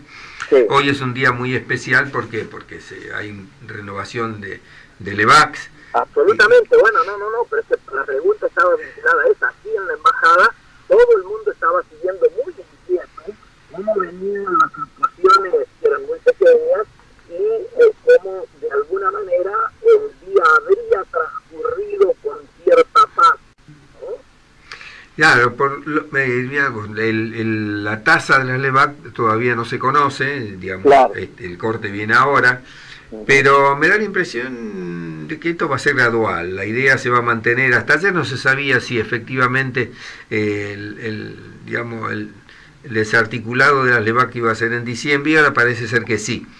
También daría la impresión, por observaciones y comentarios, que la idea de los inversores privados, no los bancos que tienen otras limitaciones, incluida esa de haberle subido el encaje, es un poco... dividir lo que le llaman riesgo, o sea, o seguir con las Levax que tienen un interés importante. Total, la devaluación ya se produjo, otra devaluación como la que hubo no va a haber, se supone, y el margen estará por allí. Entonces hay buena parte de los inversores privados que están dividiendo su inversión, renuevan parcialmente en buen número, y se supone que lo que no renuevan va a ir a los dólares. Correcto. Razón por la cual el banco tenía pensado hacer ofertas al respecto. Así están las cosas hasta ahora, por lo que se puede más o menos vislumbrar. Sí, señor. Si todo anduviera bien, tendríamos que estar intentando la última comunicación de la tarde de hoy. Así es, estamos en la 1:30. Vamos a ver si Aníbal nos puede conectar con la segunda comunicación de hoy, como bien vos decís, que tiene que ver una relación directa con las pymes, que tiene que ver una relación directa con la economía, ¿verdad? Así que, mientras tanto te cuento que la justicia contabilizó 87 entregas por $69.722.600 en el departamento de Cristina Kirchner. Así es. Así que los indicios cada vez son lo que la justicia considera indicios claros, precisos y concordantes. Cada vez el círculo se va cerrando más. De manera que estamos en esa dirección. Bueno, y ahora estamos en condiciones de confirmar que estamos en comunicación con Marcelo Fernández, presidente de la Confederación General Económica de la República Argentina, a quien le damos las muy buenas tardes. Hola, ¿qué tal? Buenas tardes, saludos a todos los oyentes. Bien, estamos también en otra línea en contacto con Miguel Ponce y ya vamos a ver si entre los tres podemos dialogar con comodidad. ¿Qué tal, Marcelo? Qué alegría poder escucharte. Hola, Miguel, un saludo. Si me suben un poquito el retorno estaría bueno, así te escucho mejor. Aníbal dice que sí.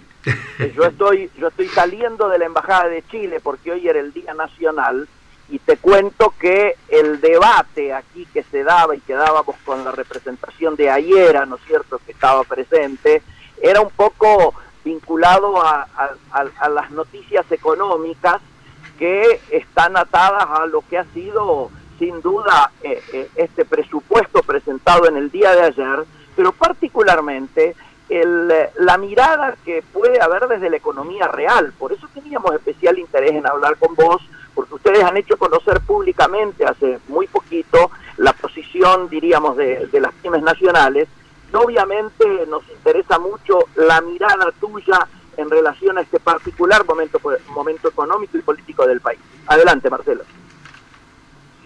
Sí, bueno, realmente el momento económico, como bien dijiste, es muy malo. Yo creo que lamentablemente la agenda económica y financiera le ganó a la de productiva y del trabajo.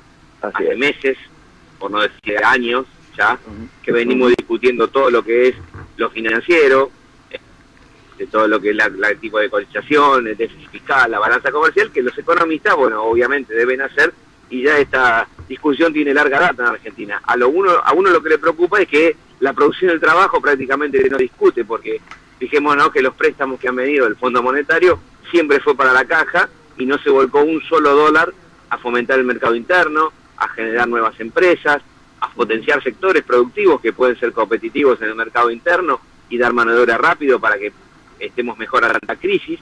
Pero resulta que en este combo de aumento de importaciones, aumento de tasas de interés, nos encontramos con una recesión muy importante y encima con que se vuelca poco dinero a la producción del trabajo, como les dije, porque imagínense que a las tasas del 60% que nos ofrecen hoy anual es una tasa impagable, con lo cual estamos en una situación agravada por la devaluación que tuvimos en este tiempo, una crisis demasiado importante, Miguel. Sí, estoy de acuerdo. Llamó mucho la atención, para algunos fue una suerte de sincericidio, que no solo se reconociera la caída de actividad evidente e inocultable para este año, sino que para el año que viene, que es un año electoral, se reconozca que la recesión va a continuar y se ponga una hipótesis del 0,5 de caída, con lo cual todo el mundo está pensando que en realidad la caída va a ser mayor. O sea, ya se está transformando esta recesión en una de las más preocupantes de la historia económica argentina. Sí, a ver, yo veo esto que vos decís, lo que están los números están tirando, yo creo que un poco puede haber, por primera vez, como diciendo nosotros somos sinceros y vemos una acción compleja y complicada, por eso damos una caída, pero realmente lo que ellos esperan es una recuperación para, en fin, poder dar un número positivo, pese a lo negativo que está en el presupuesto. Yo creo que puede ser una trampa, pero como vamos, realmente, como estamos en este momento, si no aplican medidas urgentes, es probable que hasta esa esperanza que tienen de poder dar números diciendo que por primera vez se equivocaron en el presupuesto, pero en contra de ellos mismos, es decir, como vos decías, en el electoral quieren dar números positivos y los quieren dar durante el año. Me parece que como vamos y como se están encarando las cosas, evidentemente también van a quedar cortos porque no va a haber una inflación del 23 anual, no va a haber un dólar de 40 promedio, ni tampoco va a haber un estancamiento o un decrecimiento del 0,5 de la economía. Me parece que los números van a ser peores porque, como les dije, no están tomando medidas para fomentar el desarrollo del mercado interno, la producción nacional, el consumo y bueno, la actividad económica que necesitamos las pequeñas y medianas empresas, como la necesitan en cualquier parte del país, que es el circuito interno. Me parece que si no toman medidas urgentes para que el año que viene sea un año, por lo menos que podamos producir un poco más de lo que hicimos este año, realmente los números del balance van a quedar cortos. Totalmente de acuerdo. Ahora, Marcelo, acá hay algo que debiéramos reflexionar, por más que a algunos no nos genere sorpresa, pero sí que debiéramos reflexionarlo. Ellos, en términos de lo que es el presupuesto, han puesto muchísima esperanza en que la recuperación va a venir de la mano de las exportaciones. De hecho, están apostando a una cosecha récord y que por lo tanto, teniendo en cuenta que arriba del 60% de nuestras exportaciones hoy provienen, ¿no es cierto?, de la agroindustria, bueno, allí ponen el acento. Ahora, el gran problema es que el 80% de las pymes nacionales tienen que ver con economías regionales, con sectores sensibles, donde además se produce la mayor ocupación de mano de obra formal. Mi mirada es, exclusivamente se piensa que la recuperación exportadora va a pasar por la primarización de la economía, o en todo caso que el único valor agregado puede venir en la agroindustria y no en lo demás. Mira, yo por los números que están tirando, los números preliminares que uno ve que se dieron los medios, ¿no? De lo que se fue la economía ayer, creo, corregime, pero me hablan de un déficit de 10.000 millones de dólares del balance comercial para el año 2019. ¿Es así, Miguel? Sí, es así. Bueno, entonces, ¿de qué recuperación me están hablando si nosotros proyectamos un progreso de las exportaciones mediante los productos primarios y algunos productos agroindustriales alimenticios y algunas, algunos realmente bienes que requiera el mundo, pero están hablando de que nosotros vamos a importar por 10.000 millones de dólares más? Entonces, quiere decir que nosotros, si pensamos exportar, de todas maneras pensamos importar mucho más, con lo cual, si vamos a tener una balanza comercial negativa, es evidente que vamos a estar sustituyendo producto nacional por producto importado, porque yo no creo, y ojalá me equivoque, pero dudo equivocarme, que todo eso sea en maquinaria para producir y reindustrializar el país, sino que va a ser producto terminado de las grandes cadenas de comercialización para poder tener productos baratos y poder ofertarle a un consumidor deprimido porque no alcanza el salario productos prácticamente a precios irrisorios. Esto lo único que conlleva es a la destrucción de la industria nacional, a la destrucción de los puestos de trabajo y a tener un país otra vez agroindustrial vinculado a los productos primarios y solamente el servicio. Nosotros esta política ya la vimos, creemos y discutimos que es equivocada, nos parece que el sector del calzado, la marroquinería, el textil, la indumentaria, el juguete, los ópticos, el mismo autopartismo, somos sectores de manos de obra, somos quienes en el conurbano damos trabajo, en el conurbano bonaerense, donde vive mayor cantidad de gente, con lo cual si realmente pensamos tener un déficit de 10.000 millones de dólares, parece mentira que si pensamos en exportar y otra vez tener productos argentinos en el mercado mundial, quiere decir que no vamos a cuidar nuestra industria y vamos a exportar productos primarios, porque a nosotros nos dicen que con este dólar tendríamos que buscar mercados externos. Yo me pregunto, ¿quién se puede levantar mañana y decir, hoy exporto? Claro. Eso no es así, lleva un proceso de muchos meses de trabajo, quienes ya exportamos lo sabemos, mandar muestras, que nos acepten, cotizar, el flete, y después que el cliente confíe que evidentemente le vamos a entregar en tiempo y forma. Entonces digo, me parece que tenemos que discutir rápido esto. Yo apelo a las fuerzas políticas, muchas veces lo hemos hablado fuera del micrófono con Miguel, realmente los partidos mayoritarios deben resurgir y deben tener una propuesta muy fuerte para contener esta locura de aumentar las importaciones en desmedro de la producción nacional. Correcto. Marcelo, ustedes tenían un relativo diálogo en tiempo de Pancho Cabrera, relativo, digo. Ahora ha subido y está a cargo del sector un hombre muy vinculado al pensamiento productivo, ¿no es cierto?, y que conoce muy bien lo que son las economías regionales y las pymes, no solo por su rol en su tiempo, ¿no es cierto?, en la administración del Estado y del sector, sino también por su trabajo en una consultora como usted, ¿no es cierto?, donde los principales clientes son pymes y pymes regionales. Ahora, lamentablemente le toca a SICA jugar en la cancha del Fondo Monetario. Yo siempre digo que otro SICA podría haberse lucido con el pensamiento que le conocemos si no hubiéramos estado en el brete, ¿no es cierto?, del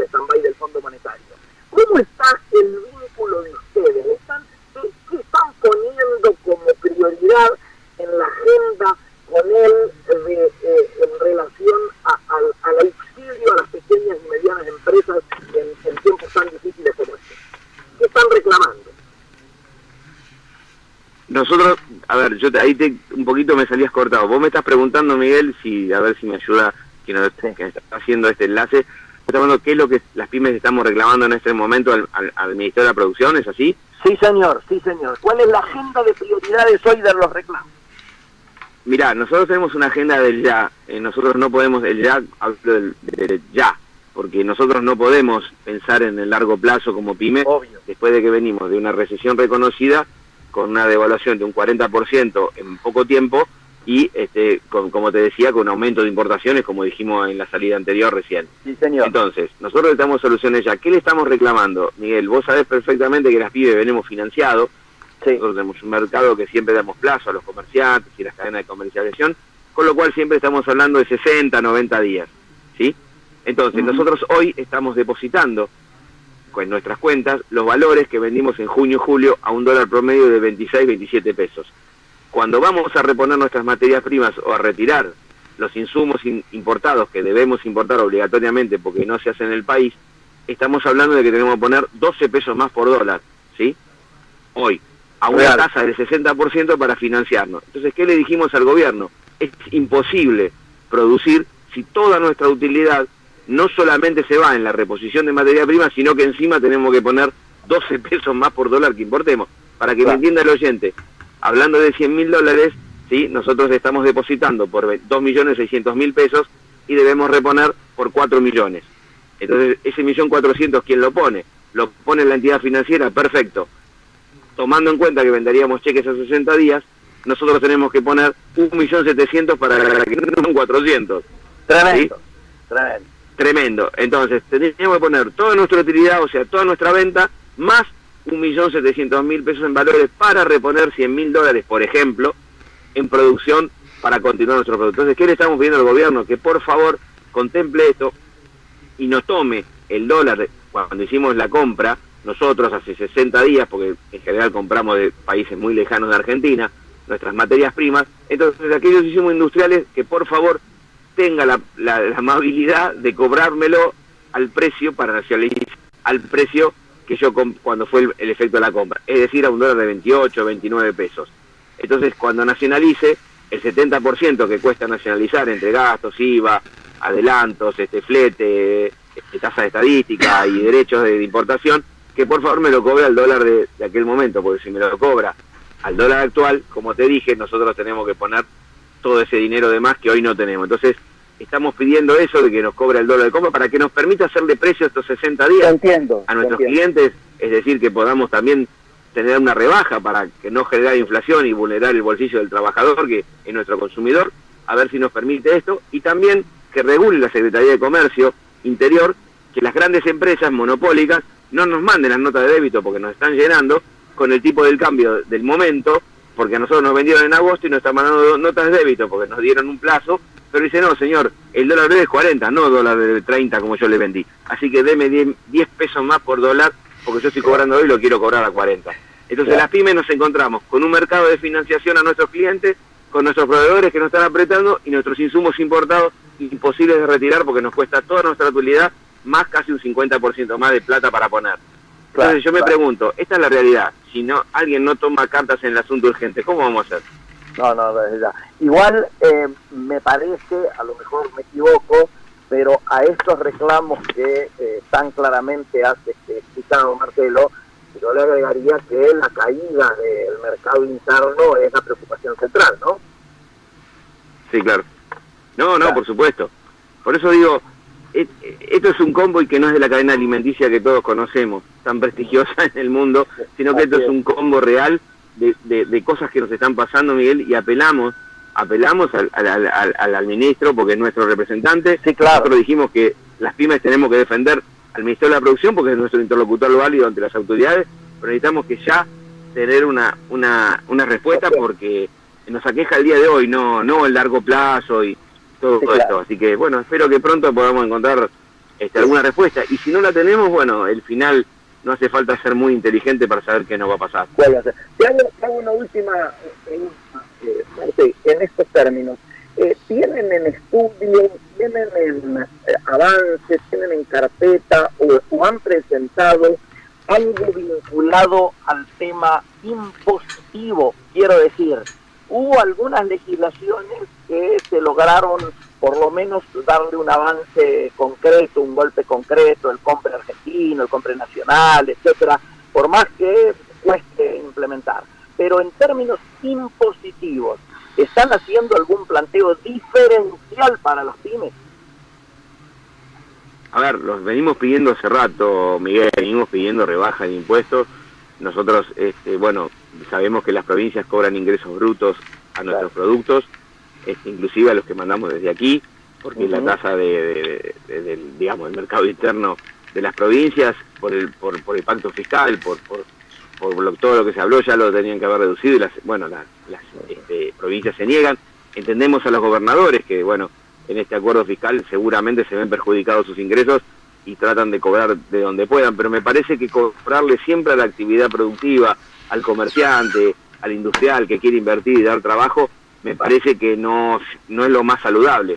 Yo creo que la carga y las necesidades deberían caer a otros sectores, con lo cual Cejera, sí, por supuesto, está pidiendo reconocimiento y rebajas, pero vos sabés que cuando un impuesto vino en Argentina, y tenés más experiencia que yo, cuando vino, marche preso, vino para quedarse.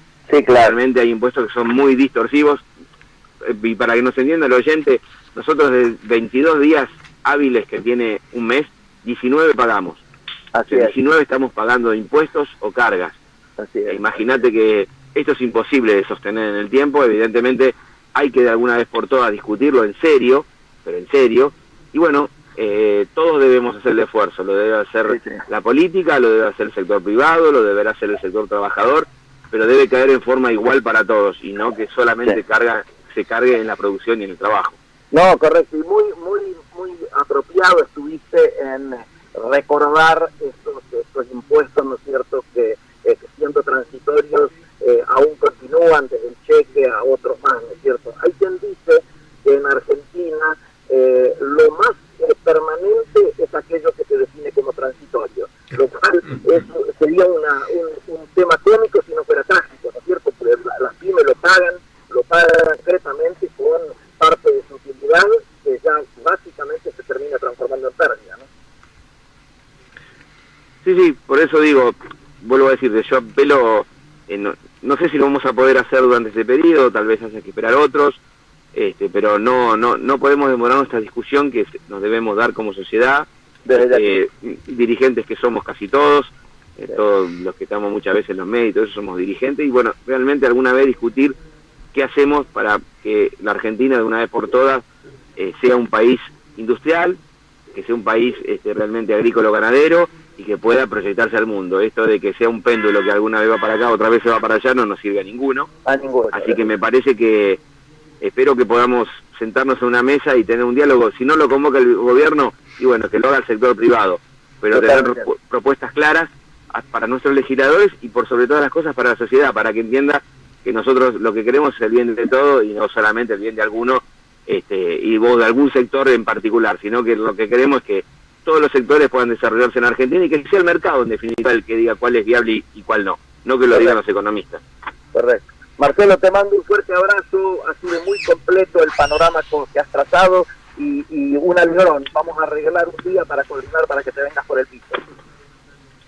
Bueno, te agradezco Bueno, muchas gracias Marcelo Fernández, presidente de la Confederación General Económica de la República Argentina, con declaraciones realmente importantes y que a mí me dejaron muy preocupado, sobre todo por los reclamos de la PYME, qué mal momento que están pasando a partir de la cotización del dólar, con insumos importados, con compromisos tomados y con esta conclusión de que es imposible producir a pérdida.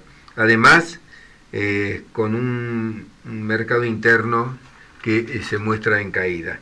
¿Estás ahí, Miguel, en contacto?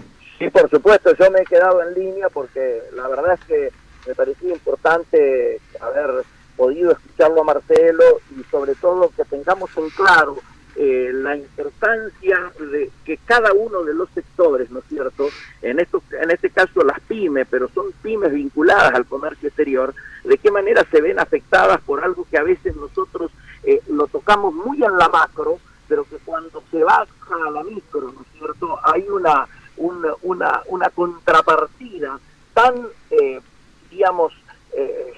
dificultosa en la comprensión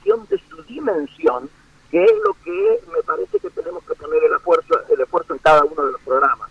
Porque yo estoy dato concreto, Marcelo produce cierres relámpagos, toda la ropa nacional utiliza, el principal productor de cierres relámpagos de las confecciones argentinas. Y bueno, y lógicamente ha sufrido los avatares de esas marchas y contramarchas en relación a la producción nacional, y por supuesto que lo habla desde el conocimiento de causa. Acá ninguno de ellos son burócratas que han llegado a los lugares en los que están sin haber pasado por tener que pagar una quincena, o por tener que hacer la compra de un bien de capital, o por tener que descontar un cheque. Todos ellos cotidianamente tienen que dirigirse a la operatoria de su propia, a la sobrevivencia de su propia empresa, desde hacerlo vendedor hasta ser el mejor comprador de insumos, hasta tratar de lograr las calidades adecuadas, hasta estar mirando, ¿no es cierto?, el desarrollo del proceso productivo para lograr el mejor producto, que en definitiva es lo que ellos hacen llegar al mercado, ¿no es cierto? Así que desde esa perspectiva me parecía muy importante haber contado con él. Bueno, Miguel, esto incluso nos lleva a repensar la necesidad de tener un modelo de país, ¿no? Un modelo de comercio. Claro. Bueno, vos escuchaste lo que él reclamaba, ¿no es cierto? O sea, él está esperando poder lograr que las actuales autoridades, que son sus interlocutores, comprendan la calidad y la magnitud de las preocupaciones y de la agenda de ellos.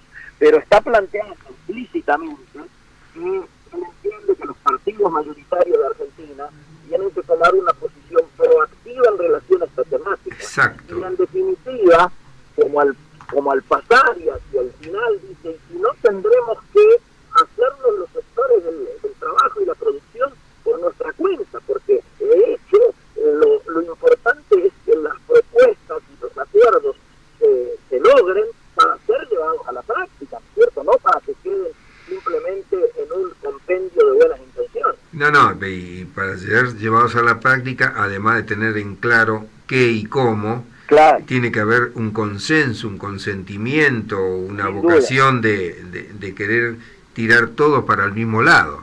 Sin duda.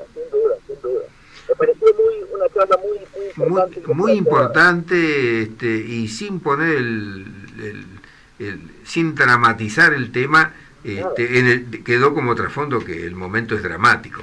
Es dramático, sin duda. Bueno, basta ver todos los días qué industria ha suspendido, qué sector ha cerrado, cuál se ha trasladado. Miguel, a ver si buscas una mejor posición porque está llegando un poco defectuoso el sonido. Ahí está. A ver ahora. Perfecto. No, nos preocupa, ¿no es cierto?, la manera en que cotidianamente nos estamos enterando de unidades productivas que entran en crisis, de trabajadores que se suspenden, otros que son echados, y que ya a esta altura corta verticalmente el aparato productivo argentino, donde las pymes son en todo caso el caballito de batalla, pero también ya la crisis ha llegado a la gran empresa, como queda reflejado en los diarios, porque obviamente en los diarios cada pyme que tiene problemas no aparece, pero sí cuando una gran empresa suspende a 1.000, 1.500 de sus trabajadores, ¿no? Sí, fíjate que en el plano internacional, sobre todo vinculado al comercio, ahí te pongo otra fichita. Trump impone nuevos aranceles a China ahora por $200.000 millones, y eso va a provocar también un efecto cadena, me imagino. Sí, ya hoy China ya anunció una represalia, ¿no es cierto?, proporcional a la medida que Trump ha adoptado contra sus productos. Así que evidentemente la espiral continúa. Nosotros tenemos como país que estar muy atentos y obviamente debiéramos estar atentos a las oportunidades que la propia crisis va a ir presentando. Claro, a eso iba, porque seguramente, sobre todo en el mercado chino, se van a generar, imagino yo, algunas oportunidades para los productores argentinos. ¿Puede ser?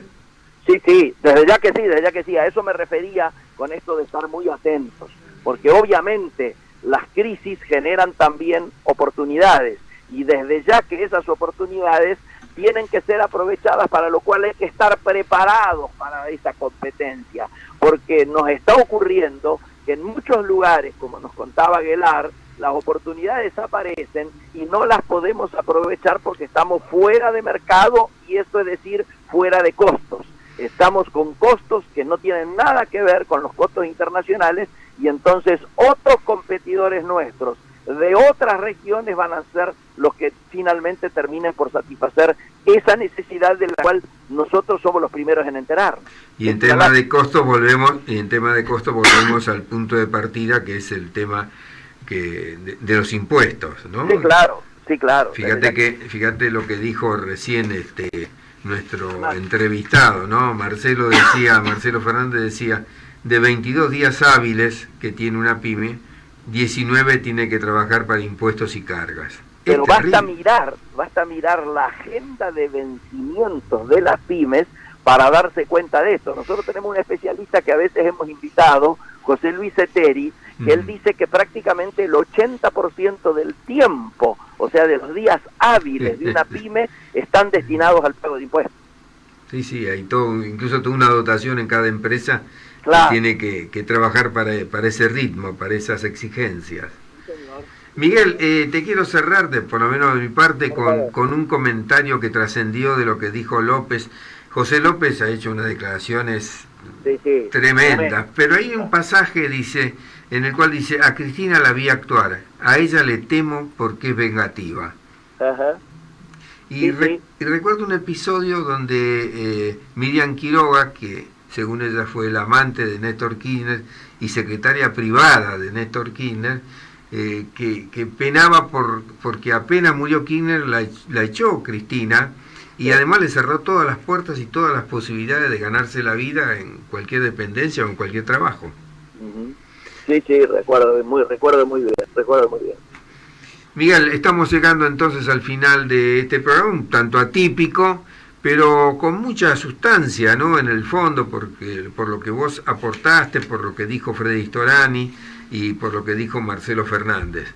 Sin duda, ya hemos adquirido, Héctor, tanta práctica que ya la forma, el formato en que lo hagamos pasa a ser secundario frente al contenido. Podemos empezar por una punta o por la otra. Absolutamente. O todo lo contrario. Te mando un fuerte abrazo y mi saludo a todos los que hayan hecho posible que esto haya estado al aire de la manera en que estuvo.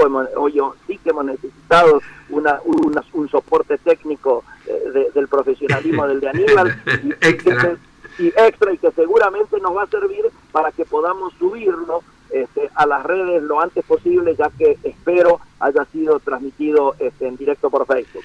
Bueno, fantástico, Miguel. Cerramos aquí esta edición de Comercio Exterior Siglo XXI y justo en puntos nos despedimos para volverlos a citar el martes que viene a partir de las 14 horas.